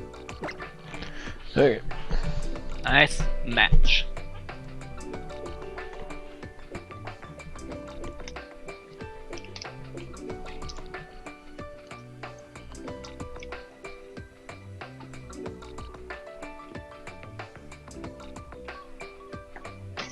I was thinking about that, but I thought it'd be really annoying, Fuda.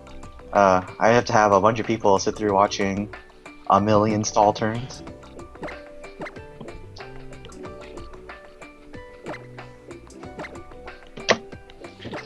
I have no remorse for my Chansey. You all will suffer. Next time we ban Chansey and Duck. I'm down. I almost didn't use Chansey. I was like, I'll just use someone else. That's kind of cheesy, but I was like, I don't want to make another Pokemon, so because I already had a chance. So this game, I led with Metang. I'm still not sure why. I guess I was kind of thinking me would try to do something crazy like I did, and like lead with like a Mouse Line or something, and like try to put up early rocks, because the rocks are what fuck up my Quilava, because I can't switch into a Doublade anymore, because I just eat 2 Shadow Sneak and die. So I was thinking about that, so I led with Metang. Start the game.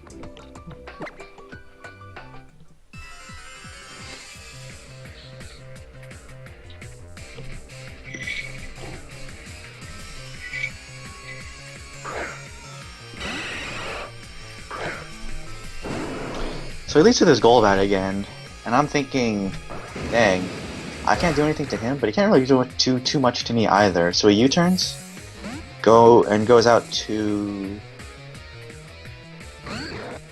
his Gabite. And so I just Meteor Mash, which puts some good damage on it, but I do eat a lot of recoil.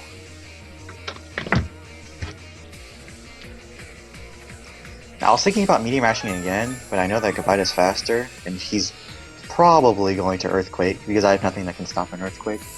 So I just have to switch out. I go into Girder to take the Earthquake. But on hindsight, that was probably a bad move, because to kill this thing, I have to take a lot of recoil damage, and I need my Girder to be as healthy as possible to take on the Duck. Here, he switches into Golbat when I just payback, thinking he might go into Doublade again. I put some good damage on it, but the payback is just not very strong. So I'm fearing the Brave Bird here, so I go into Roselia to do the same thing as last match.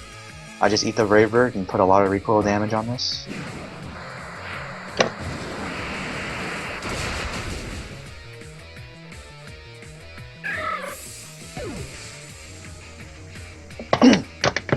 So from that range, a Stone Edge will definitely kill. So I bring out Gabite, and I'm just kind of daring me if I can hit 3 Stone Edges in a row, and he doesn't want to deal with it anymore. So he switches out and goes into Doublade, which is a really good move because there's no way I would ever want to Earthquake a Golbat, and I don't want to take Brave Bird. So he takes it really well. Then here I'm thinking, well, rocks aren't up. Why don't I just do the same thing as before and go into Quilava? I think this is the one move. That was my downfall here. I sent out Quilava, he predicts it, and just Sacred Swords off the bat. He does a lot of damage, and I'm thinking maybe I can take a sneak and kill it with Flamethrower. That would be really nice.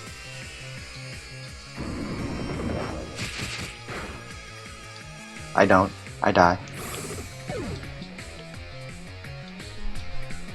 So from here, I'm like, fuck, Gabite's the only thing left that can take on Doublade. So I just Earthquake it.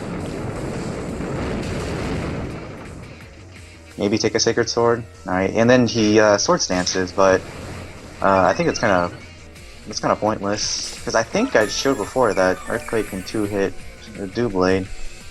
But anyway, now the only thing he can do left is Sneak. Gets some good damage on him. That's a lot of damage, damn.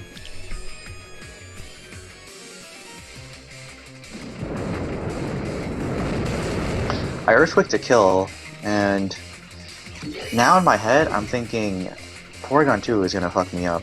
Here comes the death. And so he brings in the Kadabra, and I know it's Sash now, so I go into Metang to hopefully take a hit, and he uses Energy Ball.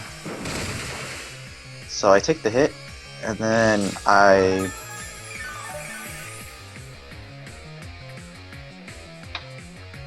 Bolt Punch here to break the Sash, and also it does a lot of damage. I can 2-hit this thing, but he has Shadow Ball, so he just kills me. Steel being nerfed is pretty huge. Before Metang could have taken their Shadow Balls all day. Well, not all day, but at least one. So I bring in... At least like an entire afternoon. Yeah. I bring in Girder here and I Mach Punch to kill this thing, but... now I'm still fearing the Duck and Golbat. Here he roosts, and then I made the really bad decision of leaving this guy in. I was thinking, okay, I'll just Stone Edge until he dies, and then I'll just Stone Edge with my Gabite. But I totally forgot that my Girder is like the only thing between the Duck destroying my entire world. So I eat a Brave Bird here, and surprisingly, I do actually take it with like no HP left. And then I land another Stone Edge. Surprisingly, I also land every single Stone Edge. But here, I'm basically dead, because even if I switch out, Girder is too weak to take on the Duck. And I just Mach Punch to try to take this thing out, but I don't, and I die from Rough Skin.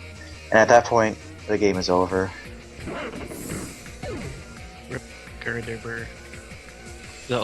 He's the real American hero, and he's gone down. It was the last hope. I mean, I have a Gavite. I can Earthquake all I want, but nothing will stop the duck. Also here he switches into Piloswine and to take the Earthquake, and it takes it pretty well. But I mean, even if I outraged, I don't think I would have killed him, and he can just kill me with Ice Shard.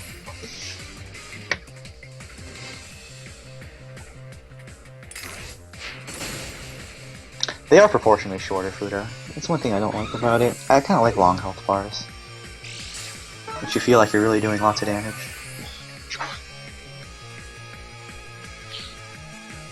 And my last Pokemon here is Croconaw. Now my only hope to defeat the duck is to DD a lot.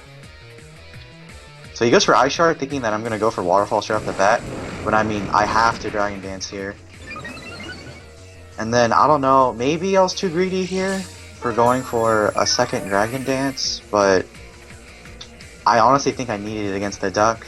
But Meeg wisens up and he knows I'm going to dance again, so he just hits me with an Earthquake. The dance of my dragon people. And even if I did have Aqua Jet, it wouldn't have mattered because I have Life Orb, and I would have killed myself if the Archer didn't kill me first. And that's the game. Epic. Good matches.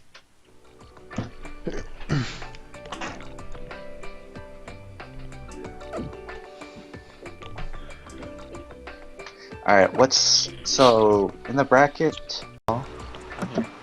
Okay.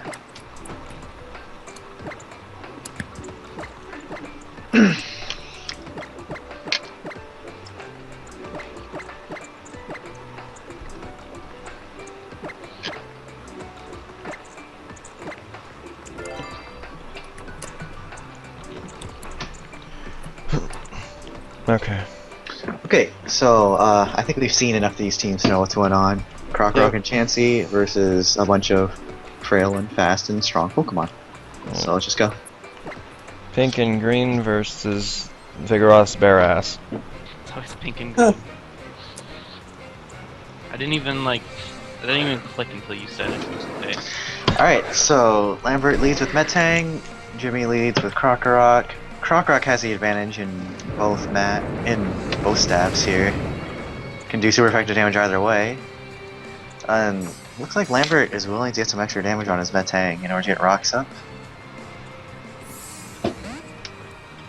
But now that he knows the Earthquake is coming, he sends out Vigoroth, who can probably tank 1.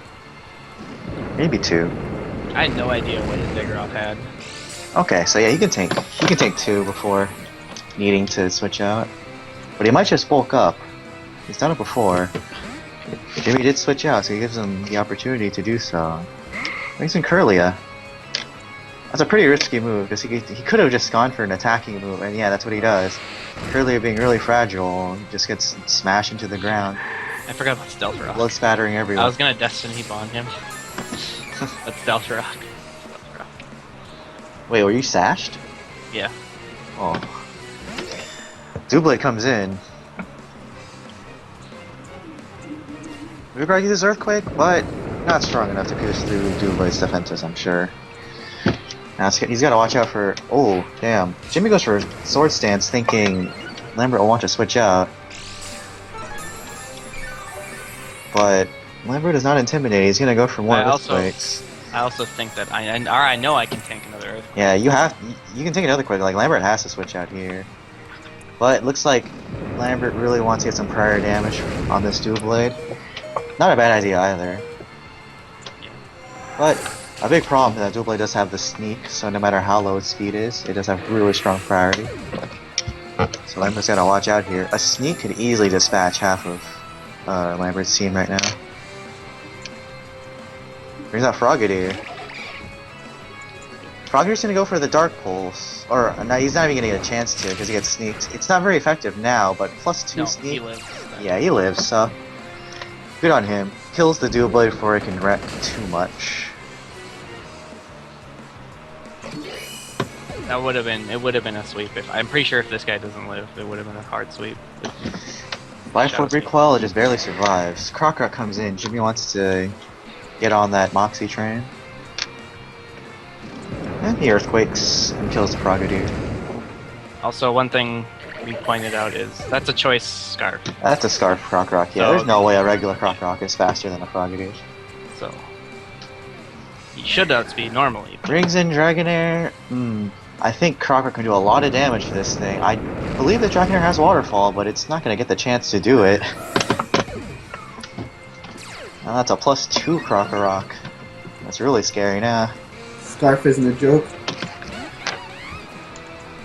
More It free. rings him on Inferno, but that's not going to do anything. Christ on a mighty penis. This Crocorock is on a rampage. Not to mention his last Pokemon is Pikachu. All the years I've waited. Oh yeah, I forgot he has the Metang too, but that's not going to do anything either. Yeah. It's all over now.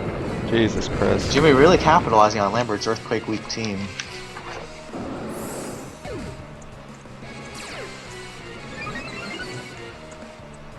How much Moxie can you even have? And the train has no brakes. Pikachu can learn Extreme Speed, but not normally. So there's no hope for him here. The brakes are non-existent. Bigga. Oh, that was just a really unfortunate that Lambert could not get rid of Crocorock before it went on a rampage. He's a revenge Hopefully- sweeper. He's a snowballer. So Lambert will definitely be looking to play around this Crocorock in game 2. Let's see if the train leaves the station again. Fucking love Crocodile too. He's got insane power. I can't remember what I was thinking right away, right off the bat. I was like, Alright, so leads, Jimmy's gonna lead off with his Curlia. It's a pretty interesting lead because Curlia has been shown to not do much in these battles, and I think Jimmy is looking for that surprise Destiny Bond kill again. With the Focus Sash intact this And I time coulda- because he leads with it. And I knew- Lambert's gonna go with the Metang for the rocks, of course. Yeah? Yep. Okay, let's start the game then.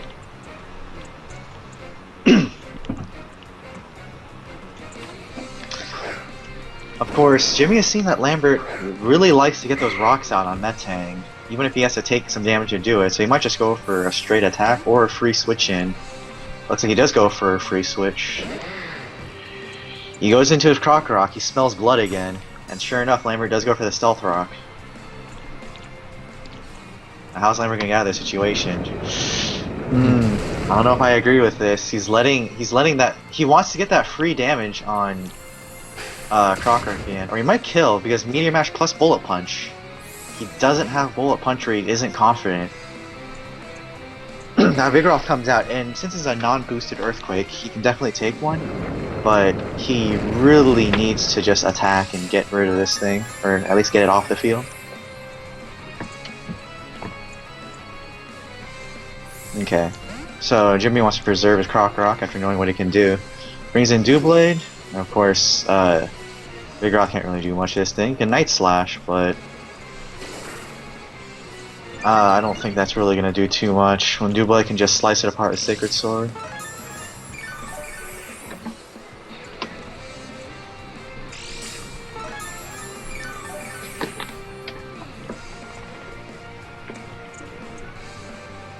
Lambert does go for the Night Slash, hoping that it'll do a good amount of damage. It does do a good amount of damage, but Sacred Sword comes in, it'll do way more damage than that.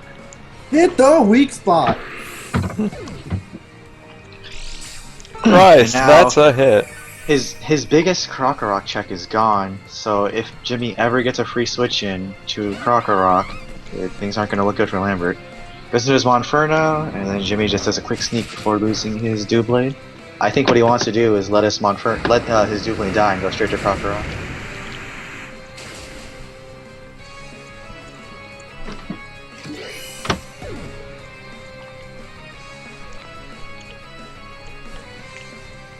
And sure enough, here comes a Crocorock. Now Lambert has to somehow be able to tank this Earthquake, but he doesn't have anything. So he just has to give up his Monferno, and here comes the Moxie Train.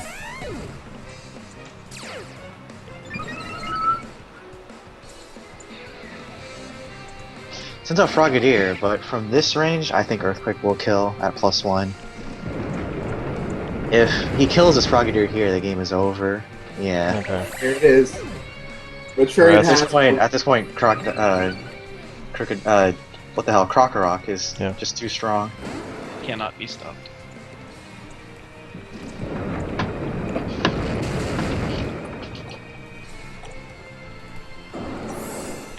I don't know what he could have even done. No. The way he just has to force it out with that Vigoroth and maybe predict some more and do a double switch, because you definitely wouldn't keep your Krokorok against that Vigoroth. Just needs to get himself into a situation where you're just repeatedly switching, he's getting the advantage of it, and never let Krokorok come out for free. We saw before that Krokorok could not get started in several other matches. So actually seeing it get to have its run is very interesting. Yeah.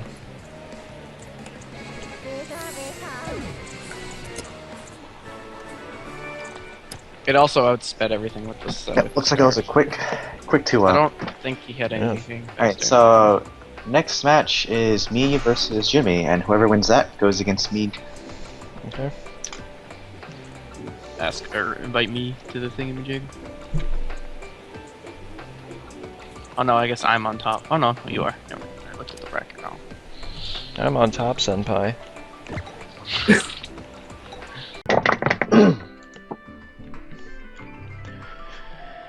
Game 1.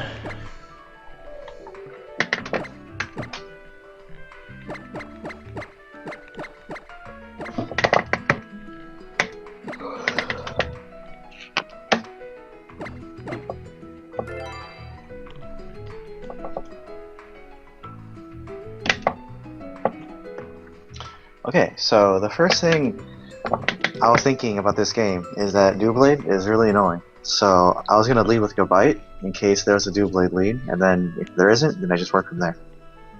Okay.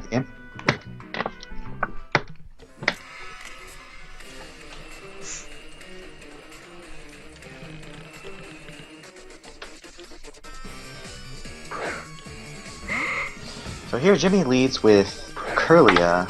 It makes me wonder if he's trying to go for the Destiny Bond stuff again.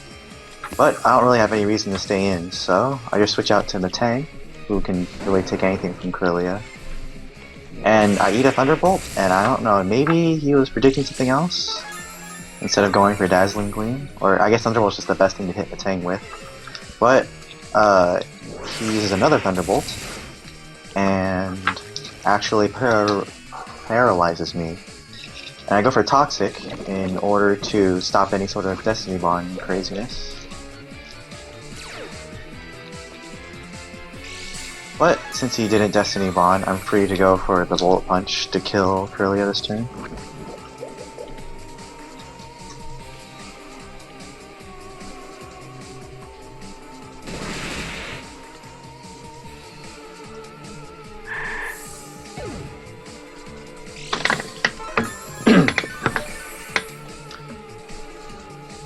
So seeing my paralyzed Matang, Jimmy brings out his Krokorok to try to get a free Moxie booster too, but I have a pretty good check to Krokorok in the form of Girder, who can take anything Krokorok wants to do and just murder it instantly.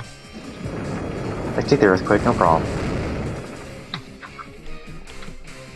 And then, I guess sort of not wanting to take a Drain Punch to anything else, he just gives up his Krokorok here, but I don't know. I was fearing a switch to Doublade, but I could have gone to Kulava if that came up.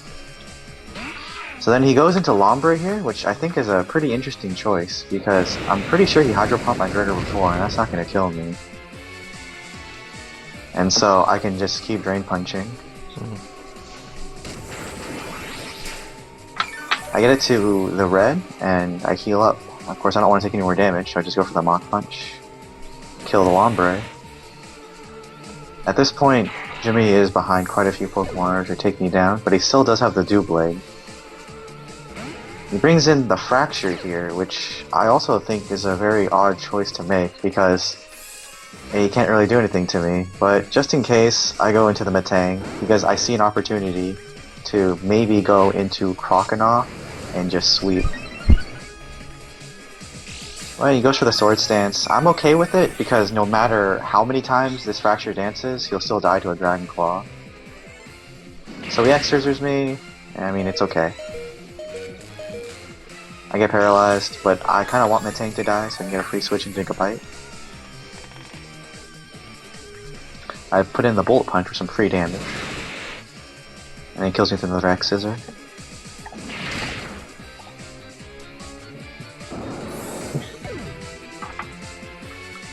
So from here, I put in Gabite, and then I'm thinking, maybe I should Earthquake, because there's a Dual Blade that exists.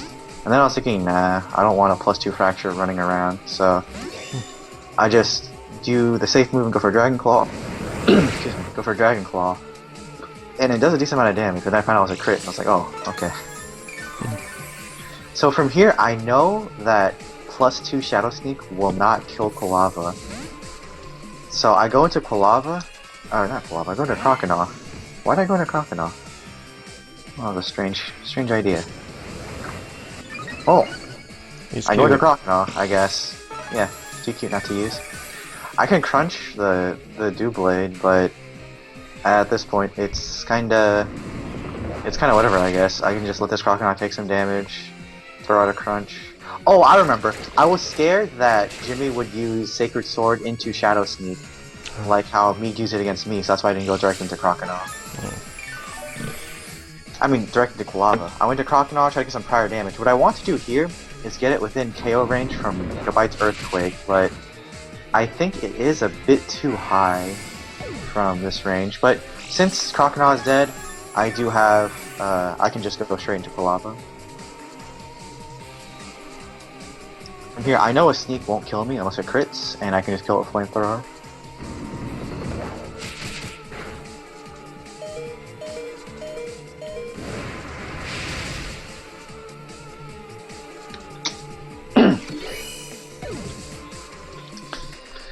And then here he sends out Fracture, which is, I think, a good move, because like Fracture should be able to take a Flamethrower, but for some reason, Quilava is a beast, and Flamethrower will just wipe it off the face of the earth. Lord. Not even a crit. What was the item on Quilava? The item? Oh, Yeah. It's my special, my secret special good item. Oh. And then I believe Chansey is all that's left, so I mean I can just let this thing die, go into Girder, and then I win. Oh.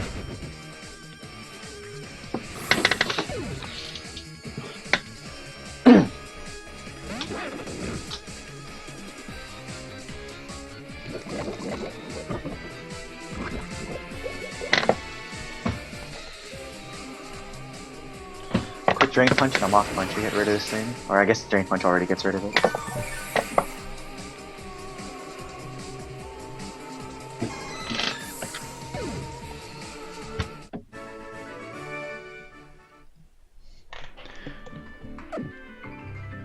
Okay.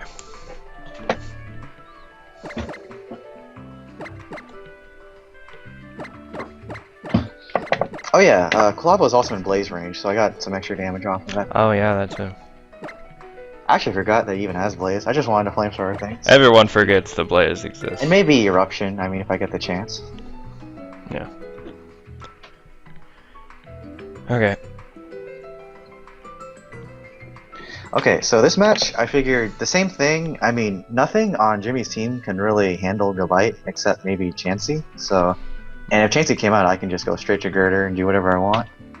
So, in this game, I was kind of thinking I've already shown all of my behavioral patterns. Like, you know, if say the Curlier comes out, I'm gonna go to Matang because you know it's free. I can do whatever I want. If Chansey comes out, I'm gonna go into Girder and all that. So I was thinking maybe I might play a bit weirdly this game, just to try to fake him out, but I mean, things happen. So, start the game.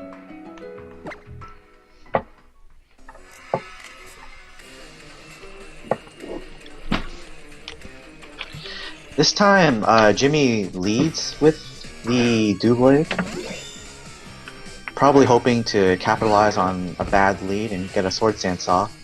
And then I think he forgot that Earthquake will 2-hit KO his Doublade. I get a crit, but it's still a lot, so technically it didn't matter if he wasn't going to switch it out, but that does put it in payback range, so if I really wanted to, I could just switch into Girder and payback it, so I guess that crit kind of mattered. But anyway, he just goes to +2, and he sneaks me for some free damage. Yeah, Renzo, it's Metal Moms. And then he just dies from Rough Skin.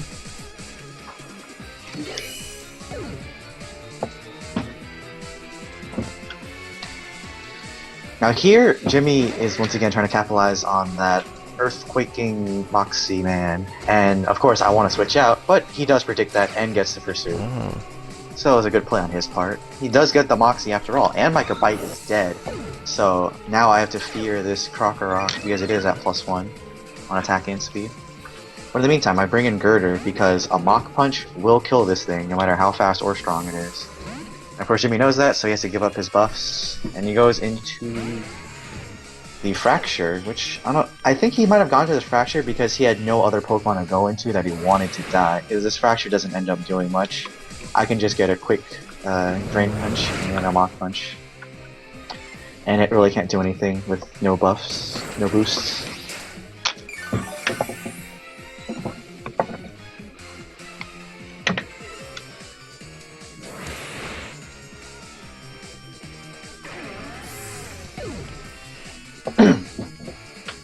So from here he brings out Curlia. I was thinking he's probably going to want to do some crazy Destiny Bond stuff or use Sidekick. But no matter what he does, my Batang is still honestly the best counter to it because it really just can't do anything to me. Yeah. He used Psychic and not Destiny Bond here, so Bullet Punch is a free kill. But Jimmy doesn't want his Curlia to die just yet, so he switches in his Krokorok to take a Bullet Punch, but Matang does have quite a bit of attack, so Bullet Punch ends up doing a lot.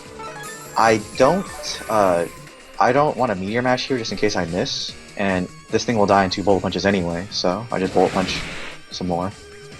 He uses Earthquake, but Matang is really tanky, so he can take 1.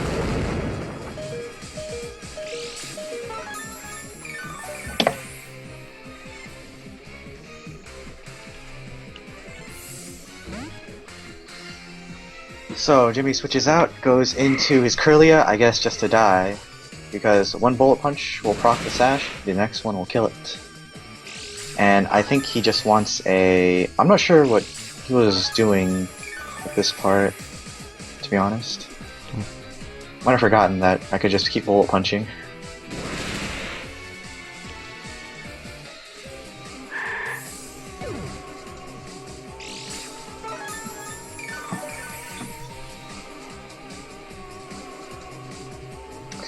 So he brings out Lombre, and I was thinking I could let this thing die, or I could just go to Roselia, because I haven't been using Roselia at all.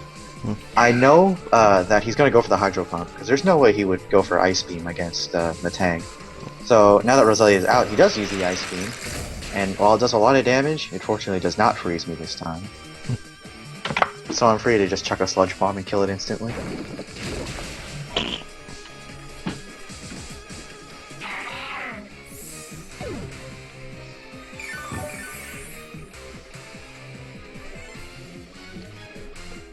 So at this point, Jimmy sends out Krokorok, but I still have Girder in my pocket, so I can just let this thing die, go to Girder, and just kill Krokorok. The Moxie boost won't matter because I have priority. The speed boost from the Scarf won't matter. Yeah.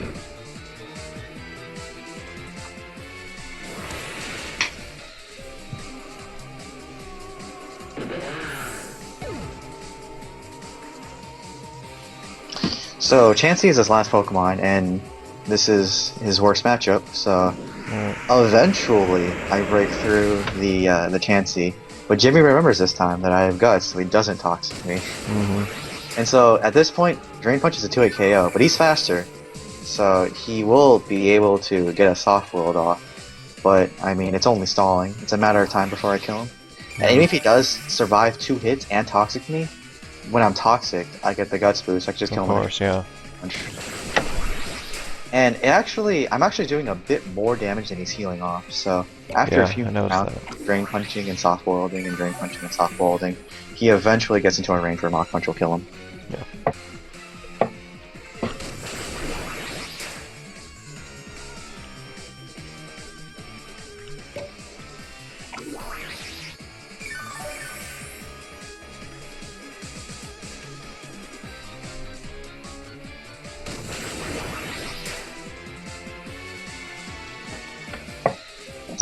And that's the game.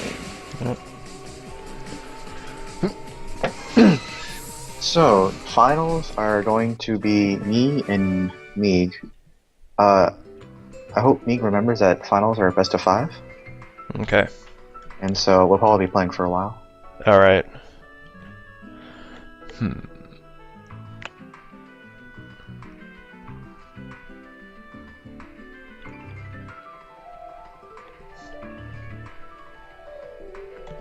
Well, everyone who looks at the schedule was invited, so I can understand that much.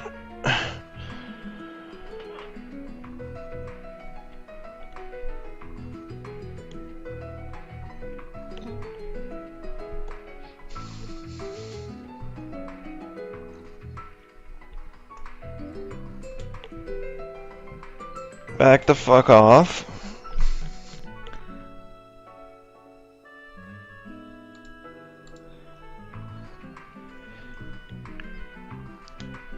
Early in a game, we were on like this screen. Did you think that my like shittily photoshopped big fat liar poster was the game in action? All right, well here's the code.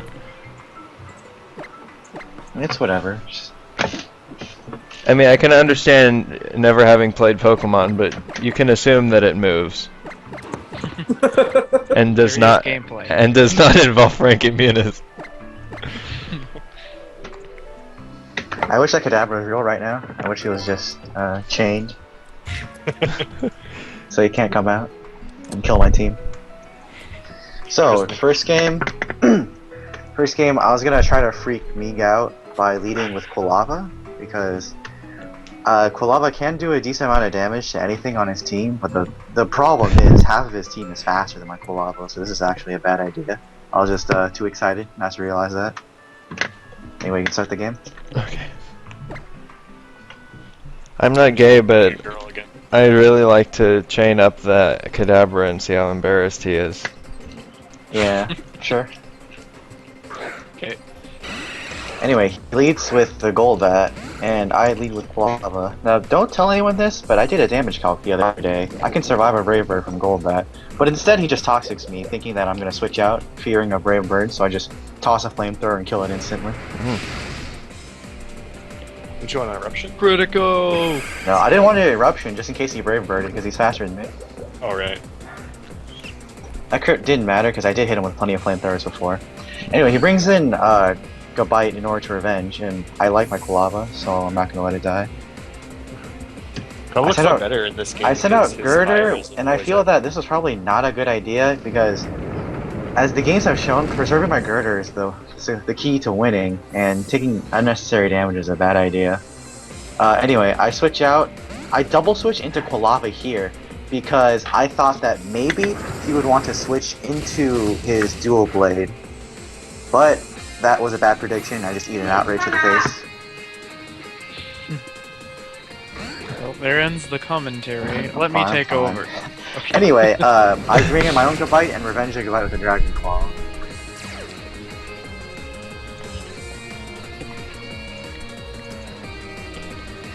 So from here, I'm really afraid of Dual Blade coming in, because I have literally nothing to do to kill it now. But he brings in the Death Duck, and I'm like, oh fuck, this is even worse. So the Ice Beam is pretty obvious here. And so I switch into Metang, hopefully to tank an Ice Beam or Tri Attack, and he just goes for Tri Attack. Just fine, does a decent amount of damage, which I mean a lot. He also crit. That crit kind of mattered because it means I can't stay in and Meteor Mash him, but instead, I go for the Meteor Mash anyway, I think. I don't know why I did. Oh, because I went for the Meteor Mash just in case the Dual Blade came in and I might get an attack boost and Earthquake, but that was honestly a pretty bad assumption to make. Anyway, I bring in Girder so I can just force him out. The Dual Blade comes in, and I really can't do anything to this thing because Drain Punch is obvious, but I can't kill it. So I switch back into Croconaw. I'm thinking I do some damage on this thing with Croconaw, and then switch into Gabite and kill it with Earthquake. He Sword Stances up, but I don't think he'll kill me with a Sneak. So he just takes a hit and slices me with Sacred Sword. Oh, I get the defense drop here, which is actually really significant because Dual Blade is not within Earthquake killing range right now. But because I got the defense drop, now he is. You'd have to be a good bite here, right, though. Yeah. So from here, I switch into Gabite because I know I got the defense drop and I know this Earthquake will hit and do a lot of damage and kill him. And that's exactly what it does.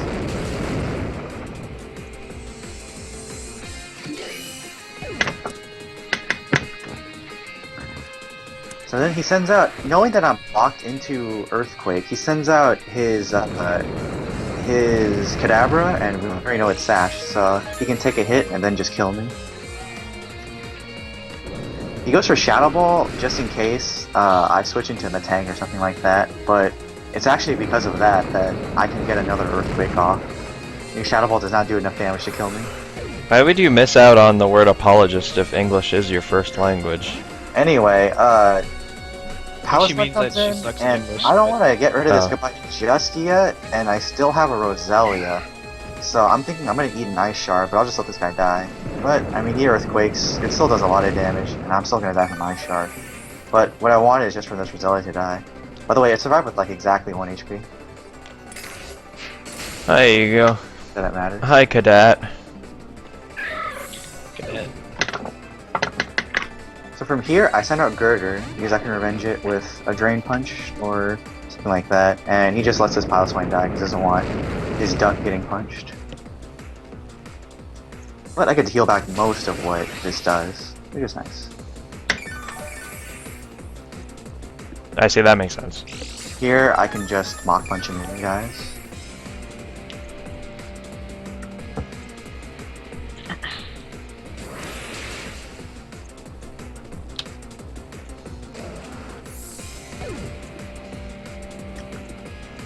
And so, I think Meeg's last Pokemon is the Duck, and he does get the special attack download boost, so I was like, oh please god, let me survive a Tri-Attack. But for some reason, he goes for Substitute, which I think is a very odd move to make, because Drain Punch will still absorb HP even from a sub. So, Maybe really, you didn't huh? know that. in essence, he just gave me free HP, and he hurt himself. Interesting. And I think that might come into play in this next move, where he uses Tri-Attack, and it brings me really low, and it freezes. Jesus. I was like, fuck! But then I thaw out, and I get the Oh. Drain Punch in. Oh my I was lord. like, fuck you, holy shit, this Duck is gay. Oh. And so at that amount of HP, I can just Mach Punch and slay the Duck. Rest. That was a bunch of fortunate events. Unfortunate, then fortunate. What happens if... okay, yeah, never mind. They both die, that's what happens. Rip! It's the first game to Peaches. Yeah, that's Peaches. He's fucking killing it with the commentary. All I can talk about is like how cute they are. And that attack might kill the guy. Oh, no, it might not kill it. Yeah, and then I fuck up. And then be wrong both times. I don't think this will kill it. It's dead. I think it will live. Oh wait, did I fuck that up? Okay.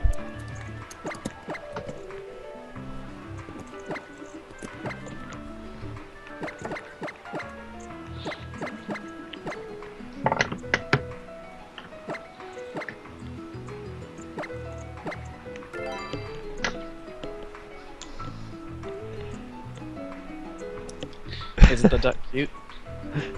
No, the Duck is literally Hitler incarnate. Anyway, in this game, I decided to lead with Metang in case he tries to go for a Kadabra lead, because I'm really scared of Kadabra because it's Sash, which means it always takes 2 hits, and it's faster than my entire team save Gabite. So I wanted to see if he would lead with Kadabra and then just Bullet Punch it to break its Sash. Anyway, start the game. Yep. Matchups right now doesn't look very good. Matang versus Dewblade. You can't Toxic or do much to it. Toxic. I Yeah. can't Earthquake, Shadow but it Sneak does not Kick. do a lot of damage. Porygon is cuter than Porygon 2 anyway. I like Porygon Z, I'm not gonna lie. Anyway, so this matchup, I'm like, fuck, I don't want this thing to get a free SD, so I just Earthquake. But, I mean, it doesn't do shit in the SDs anyway. So from here, I know I can survive a +2 sneak, and I know he's pressured to sneak now, because otherwise, if he doesn't sneak now, then he's gonna eat more Earthquakes, so he just sneaks right here. I survive it, I can get one more Earthquake off.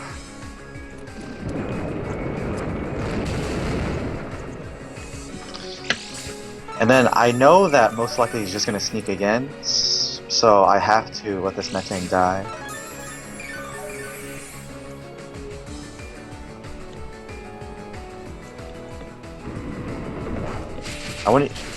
I keep thinking how I wouldn't be in this situation if Steel fucking resisted Ghost. Yeah.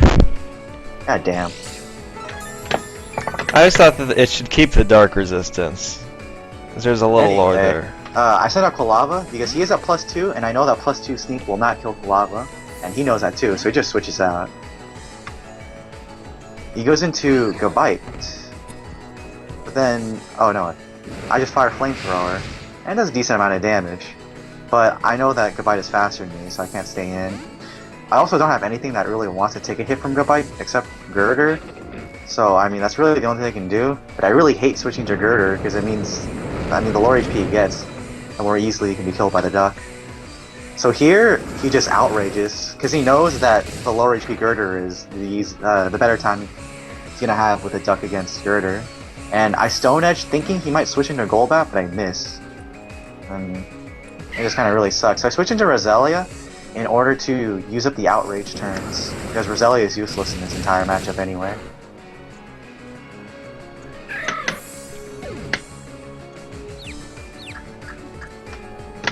So he gets confused, so I bring in my own Gabite, and I'm just gonna revenge with Dragon Claw.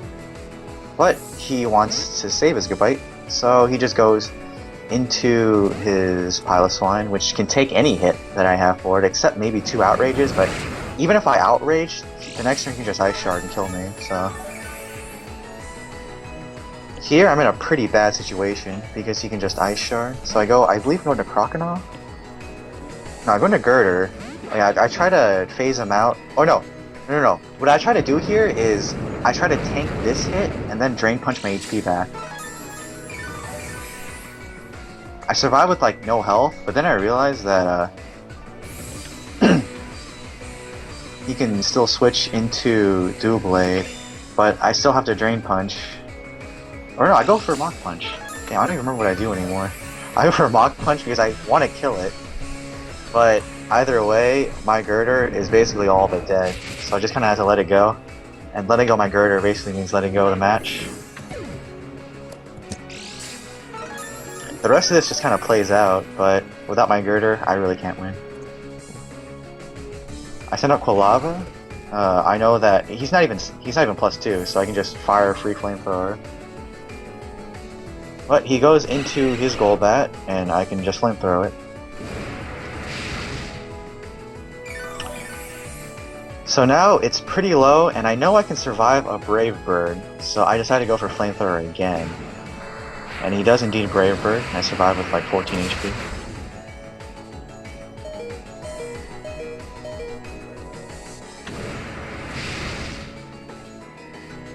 Which Roselia? Oh, it's because I really like Roselia. I think it's a really cool Pokemon. Like, when you look at it, it just looks smug as fuck. Have you ever seen Roselia's face? So he switches into Kadabra. I bring in Gabite. Like, I know he's probably not going to... kill me in one shot. This call's going to end in 1 minute. So I use Outrage Almost to 4 hours. Sash. Oh dear. When it ends, we'll just restart it. Yeah, okay. So anyway, I have nothing else I can do, so I just die.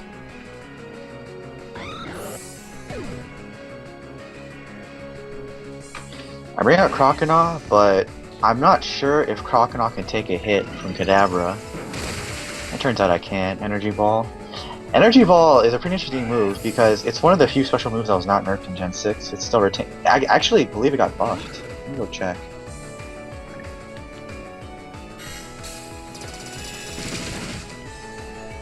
He shot the light at the little animal.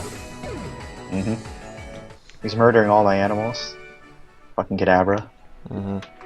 Anyway, yeah, Energy Ball was actually buffed from 80 base power to 90 base power in this gen, whereas every other special move was pretty much nerfed. Oh yeah, now it's just a Psychic clone.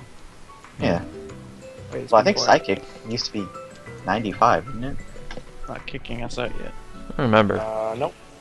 It's always 90. Oh, 90? Okay, well there you go. Psychic wasn't reduced either, it's kinda weird.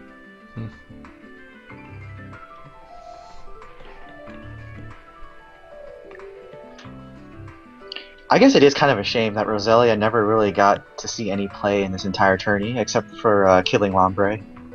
Oh, yeah. The poison. And I guess the first game I played where I just spike stacked for fun.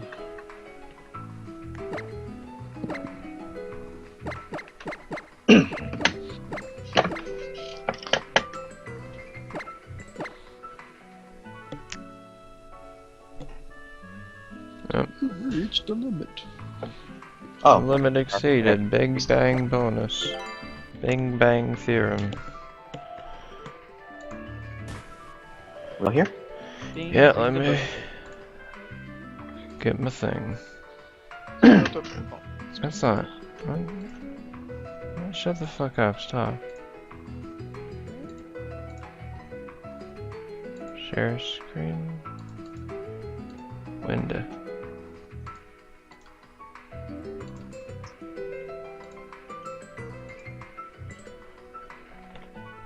Actually, we all lost simultaneously, to me.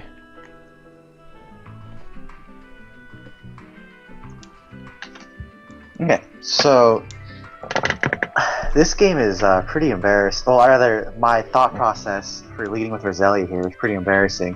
What I was thinking is that I would put one layer of spikes, and that way I could break Kadabra's sash, but Kadabra has magic guard, so it doesn't take damage from spikes. I don't know what I was thinking. I was just really high. Anyway, start the game. Well, Kadabra's already out, so. Oh, I guess. Well, yeah, I wouldn't have known that though. Yeah, I keep thinking. But I mean, I figured either way, Roselia does not have any use in this matchup at all, except for being death fodder to Golbat. So I thought I'd toss layer spikes, but I see the Kadabra out. It's like, damn, I can't take a Psychic. So I send out Matang to take the Psychic, but he uses Thunder Wave. It's an interesting move. I guess he knew that he would force me out. He wanted to Thunder Wave whatever came in.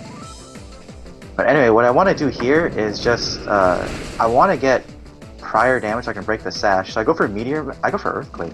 Well, I mean, it doesn't matter what I go for because any attack would bring him to a sash.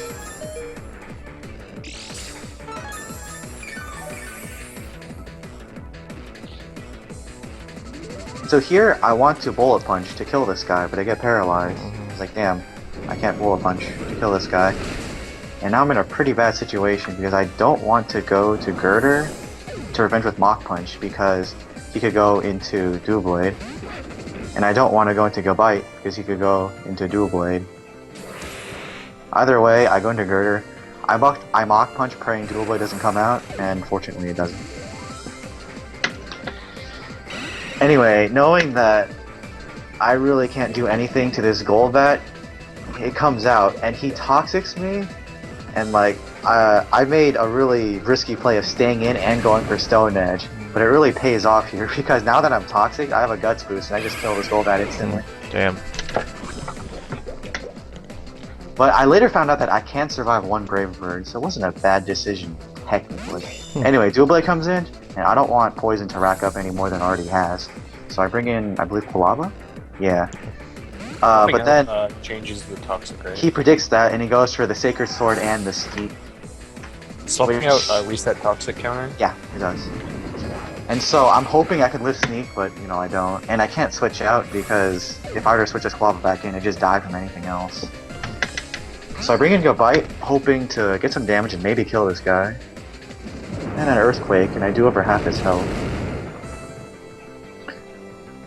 He goes for Sword Stance, which I'm not sure why, because the reason I put in Gabite is I wanted to attack, not switch out. But he goes for Sword Stance, so he can't sneak me next turn for some extra damage.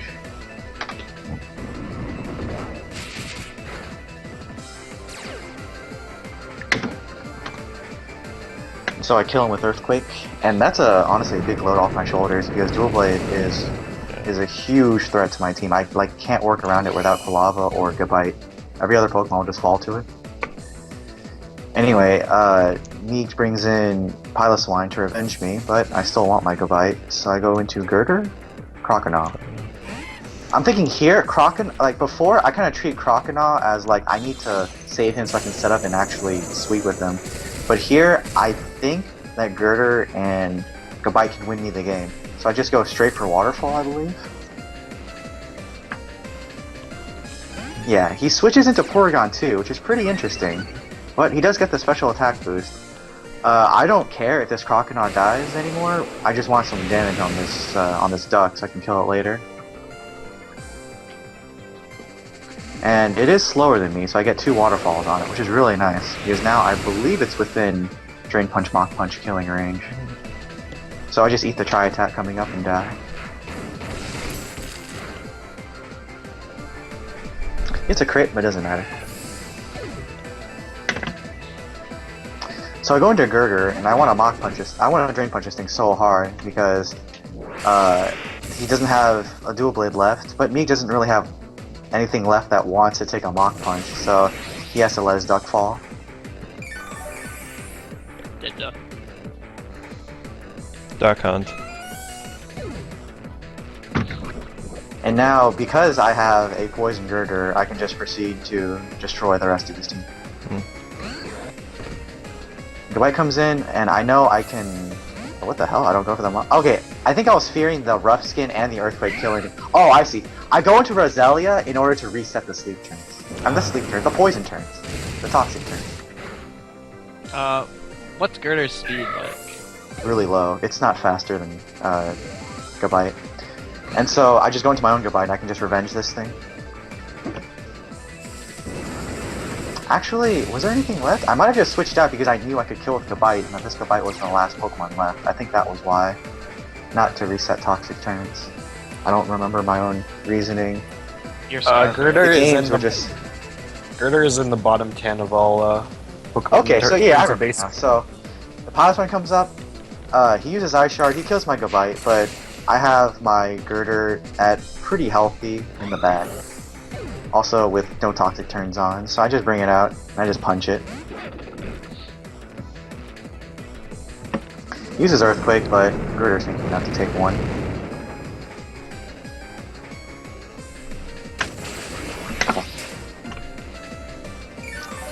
You just Drain Punch it? Yeah. That Toxic was pretty fortunate, I'm not gonna lie. It was a really risky play, staying in against the Golbat and opening my Girder to having low health.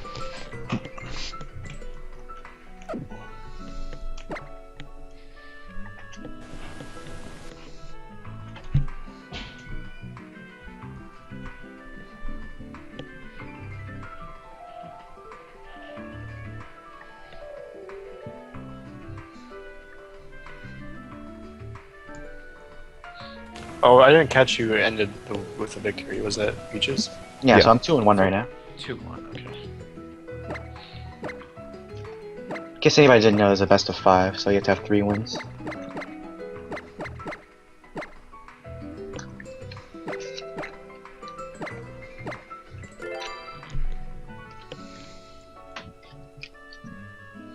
Yay.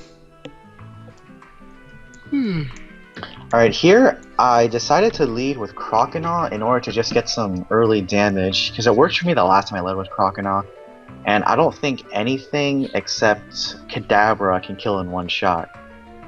So, start the game.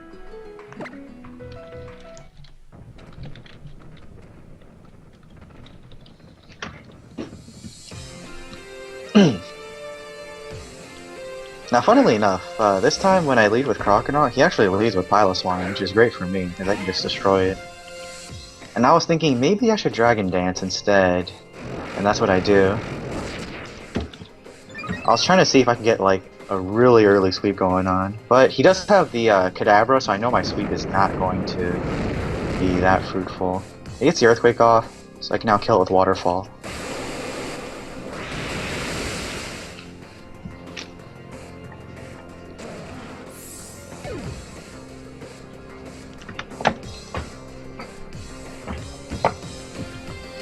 Now Gabite comes out, and he's fat. Not Gabite.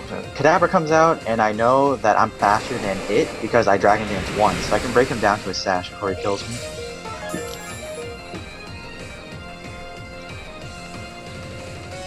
Plus one Jolly Crocodile, by the way, I think is the can outspeed anything that isn't Scarfed or also +1. That's pretty nice to have. Anyway, I sent him a Tang to try to kill this thing with a Wallet Punch, but I kind of over-predict here, and I'm thinking he might want to switch out, so I'll just Meteor Mash instead. So I end up taking that free damage. That's not a good idea. And each time I Meteor Mash, I keep hoping that I get an attack boost, but the chances are pretty low. Anyway, he brings in the Dual Blade, and he can kill me with a Sneak right here. And of course, I don't want anything else to get sneaked, so I just have to give up my Tang.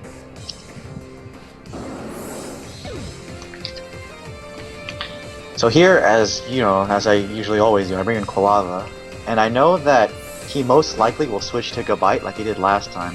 So instead of using Flamethrower, I just use Eruption. But unfortunately, it's still not enough to kill this Gabite, and I can't use another Eruption because he's faster than me. But he's within a revengeable state for like any of my Pokemon that can, or well, I guess for Girder is what I meant to say, and also Gabite because he's faster. But what's also important is that I don't know how much damage Earthquake does to another Gabite, so I just wanted to make sure it was really low before I use my own Earthquake. And here he switches thinking I'm going to Dragon Claw, but I'm going to Earthquake instead because it'd kill the other Gabite anyway. And I get some good damage on this Dual Blade. Yeah.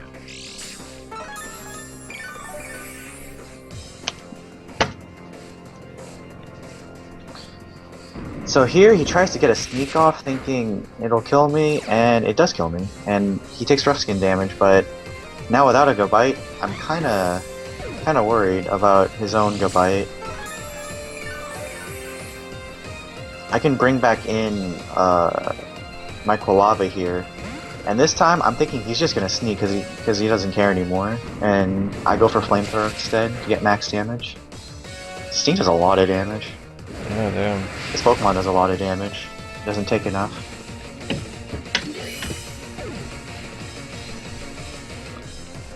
So this time he can bring in Golbat, and he can kill me with a Brave Bird. So I switch out Quilava, but to be honest, it barely even matters that I get prior damage on this thing, because it is still faster than Quilava, and like what I meant is his whole team is still faster than that Quilava. Basically, it really can't do much other than kill Dual Blade.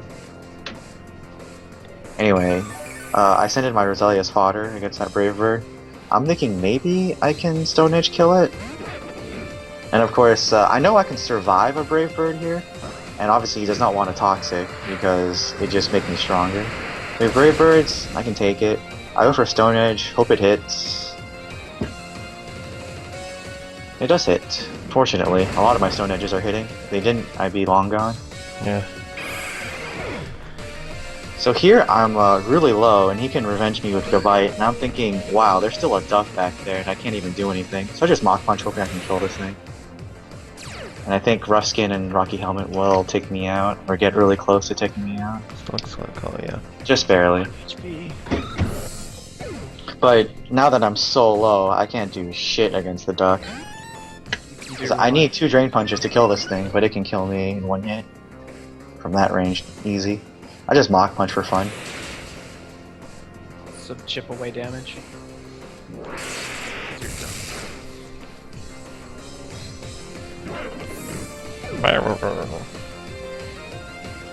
And I think this is the only thing I have left, but Quilava cannot kill this thing with a Flamethrower. An Eruption does less damage to Flamethrower at that much HP, so he just eats a Tri-Attack and dies instantly.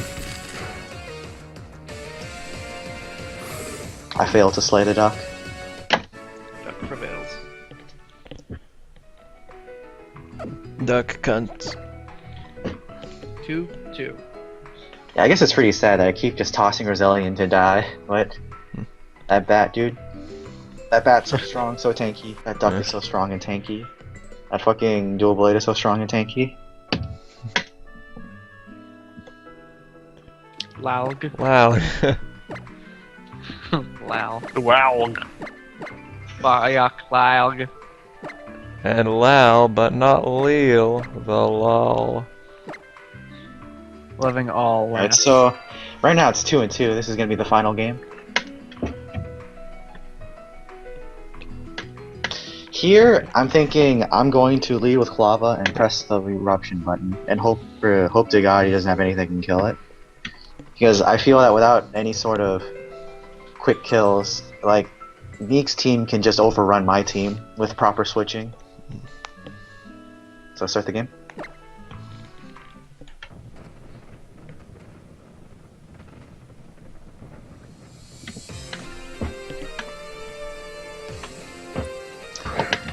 So here I lead with the Quilava, but he does lead with this thing, so I'm like, damn, I can't do anything, I'm going to die. But he does go for Thunder Wave, thinking that I'm going to switch out because he's going to kill me. And I do manage to get a flamethrower off, and break his, well not break it, but get him to a sash.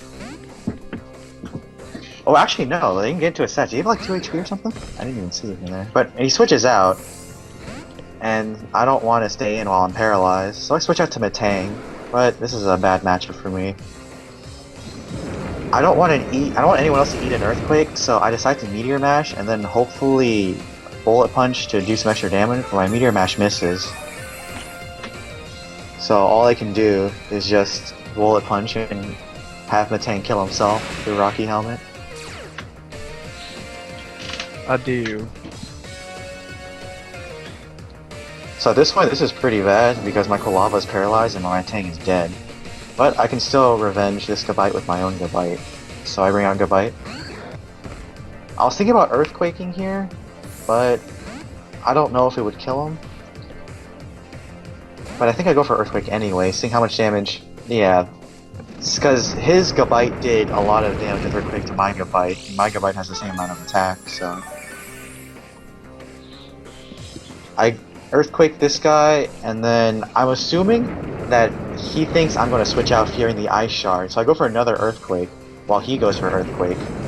But the situation is still fruitless because at any point he can Ice Shard and kill me. So I'm thinking, I don't know, maybe he'll just overthink himself again, and I go for Earthquake, but he does go for the Ice Shard.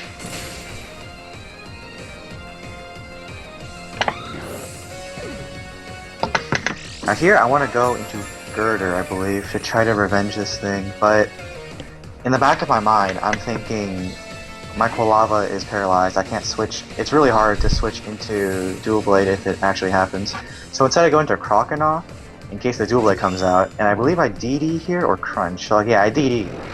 Because I know that after one Dragon Dance, I can 2-hit KO Dual Blade, and I don't believe he can kill me with Sword Stance Sneak. So I go for the Crunch here. It does just above half, I think. Yeah. And I do get the defense drop, but it doesn't really matter because another Crunch would kill him after lefties. And he goes for the Sword Stance. Let's just see what I would do. And of course he can get a sneak off before he dies.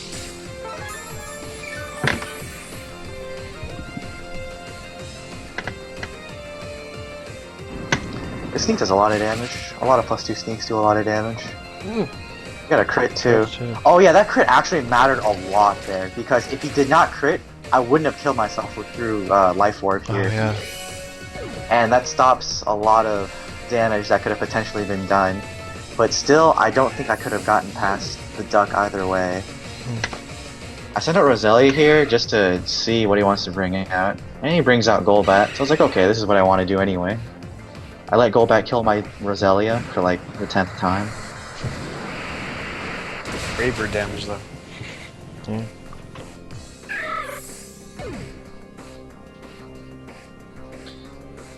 So after that, I can bring in, I think, I bring in Girder in order to try to render a Stone Eye? No, I bring in Quilava, because I know I can survive a Brave Bird, and I can kill a Flamethrower from this range, I think. Unless I get paralyzed. So here comes a Brave Bird, and I do survive it. And because of the recoil, without a doubt, this Flamethrower will kill. But now my Quilava is completely useless. It's both slow and almost dead. So anything he brings out can kill this thing, including this Kadabra.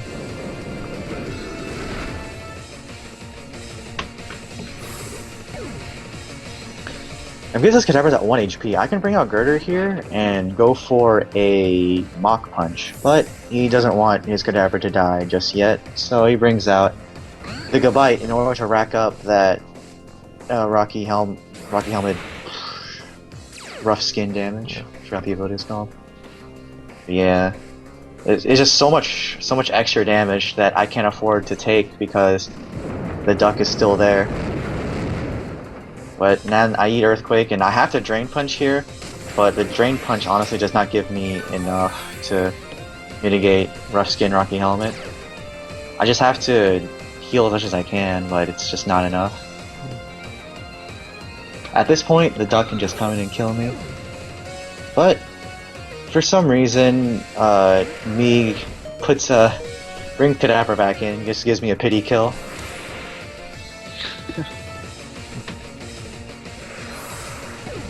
I was like, well, at least I can do that before I die to the duck. And here comes the god duck, and there's nothing I can do. All I can do is just accept my demise.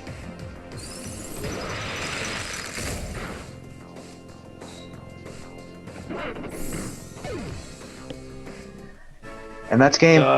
In the end, I lost to the duck.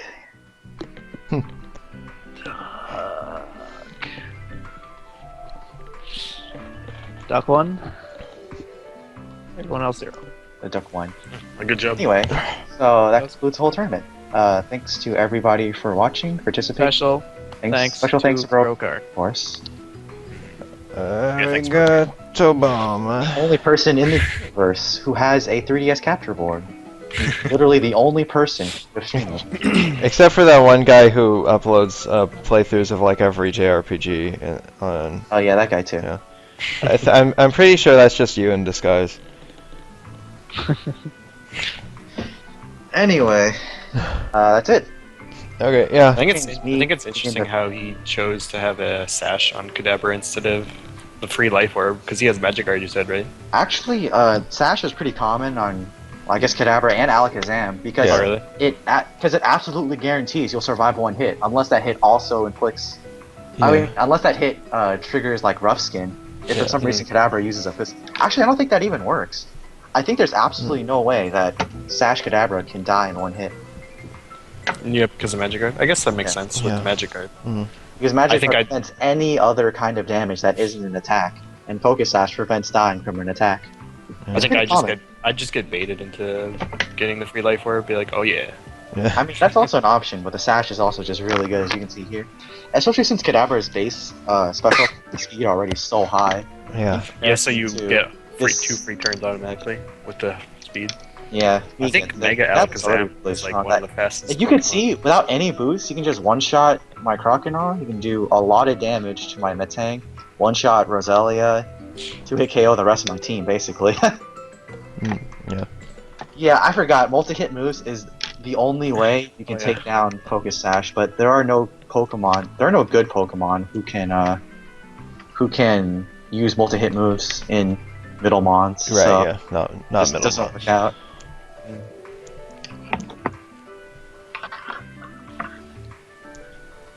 Alright, what's Mega Heracross? Well, Mega Hair. Right? That's a different discussion, I guess. We're just talking about Middlemons and how the duck is gay. Yeah, I was just Frozen Mullis said something, but Yeah, I mean, that was my bad. She's just correcting me because I said it might be nothing that can stop. The Duck, the Doublade, and the Chansey are all the Hitler, the Hitler trio. the trifecta of Hitler. and in the end, Twitch was also at fault. So Yeah, thanks, Twitch. I don't know if I want to shout out Skype for actually having an option to do a free trial of this group video. yeah, I mean it's something that you could just like provide for free and not be an awful service, but They also well, they'll give your IP address to anyone who looks it up for free. Did you know that? Well, they can give that away for free, but not a group video call apparently. Anyone have anything else to say? Pretty sure that's their slogan. I'm surprised this lasted so long. It's been like 8 hours. yeah, fuck me, God. Yeah, 8 hours pretty much Should have exactly. been about 7 because Meeg did take 20 minutes to get ready. 8 hours and 4 minutes. I Also, just But I guess, had to I get the fuck up. 5 game, best of 5 was a bad idea Yeah. for the finals. I kind of liked it. It gave me a chance. Yeah, Also, it's to be honest, if it was a best of 3, I would have won because I won 2 Yeah. games first. But I mean, yeah, I like best of 5. It just gives me more chances to face against that kind of team. How to work around it. Yeah. All right. Anybody have anything else to say? Also, the more games you have, the more RNG gets smoothed out in a Pokemon game. Oh yeah, that too. We were thinking the same thing, Meeks, but in one part, it does sound kind of selfish, but we do want to use our own games. Like, we want them to be useful and not fun to just use your own game. yeah. If Also, you're a and crybaby this because you Showdown- don't have it, fuck you, fat cat. Showdown is much easier to spectate. It's also faster and more accessible because you can have things like knockoff. And you can do it live. Really nice. Yeah, and you can do it live. And you can have multiple lights. I think So- actually, If you were into that. And we did decide on having the platform be the actual X and Y because I think it makes for a better. Well, actually, not me, but Lambert said it makes for a better overall product. Yeah, with the animations and everything. Animations, all the Pokemon killing things and all that. it's pretty like pros and cons are pretty even in this like showdown But, versus. And all. If you have suggestions, we could maybe organize another kind of tournament sometime in the near future. And Yeah, we were thinking like maybe try Showdown on that one. And that would, a lot of people, I'm guessing, will be down, more down. Yeah. For show. Yeah. Definitely, a lot more people definitely want to play on Showdown. Yeah. 'Cause not everybody can spend $200 to buy a video game. Yeah. And 200 hours. Yeah. That was what got me. Well, yeah, We'd okay. have to figure out a new set of Pokemon. That'd be cool to use. Because I don't know about having all Yeah. Pokemon available. Uh-huh. Or like some sort of Smogon tier. Yeah. Smogon. Anyway, Smoger. if that's it, then Yeah. thanks for watching, everybody. Yeah, thanks you guys. This was a fun 10 and a half. I thought you were gonna say fun 10.5 hours. But no, fun 10 and a half. It's 8 hours and 6 minutes, and it's gonna be 8.5 hours if we go any longer. All right, well, I guess I'll just end the call then. Yeah, okay. See you guys. See ya. See you guys. Bye bye.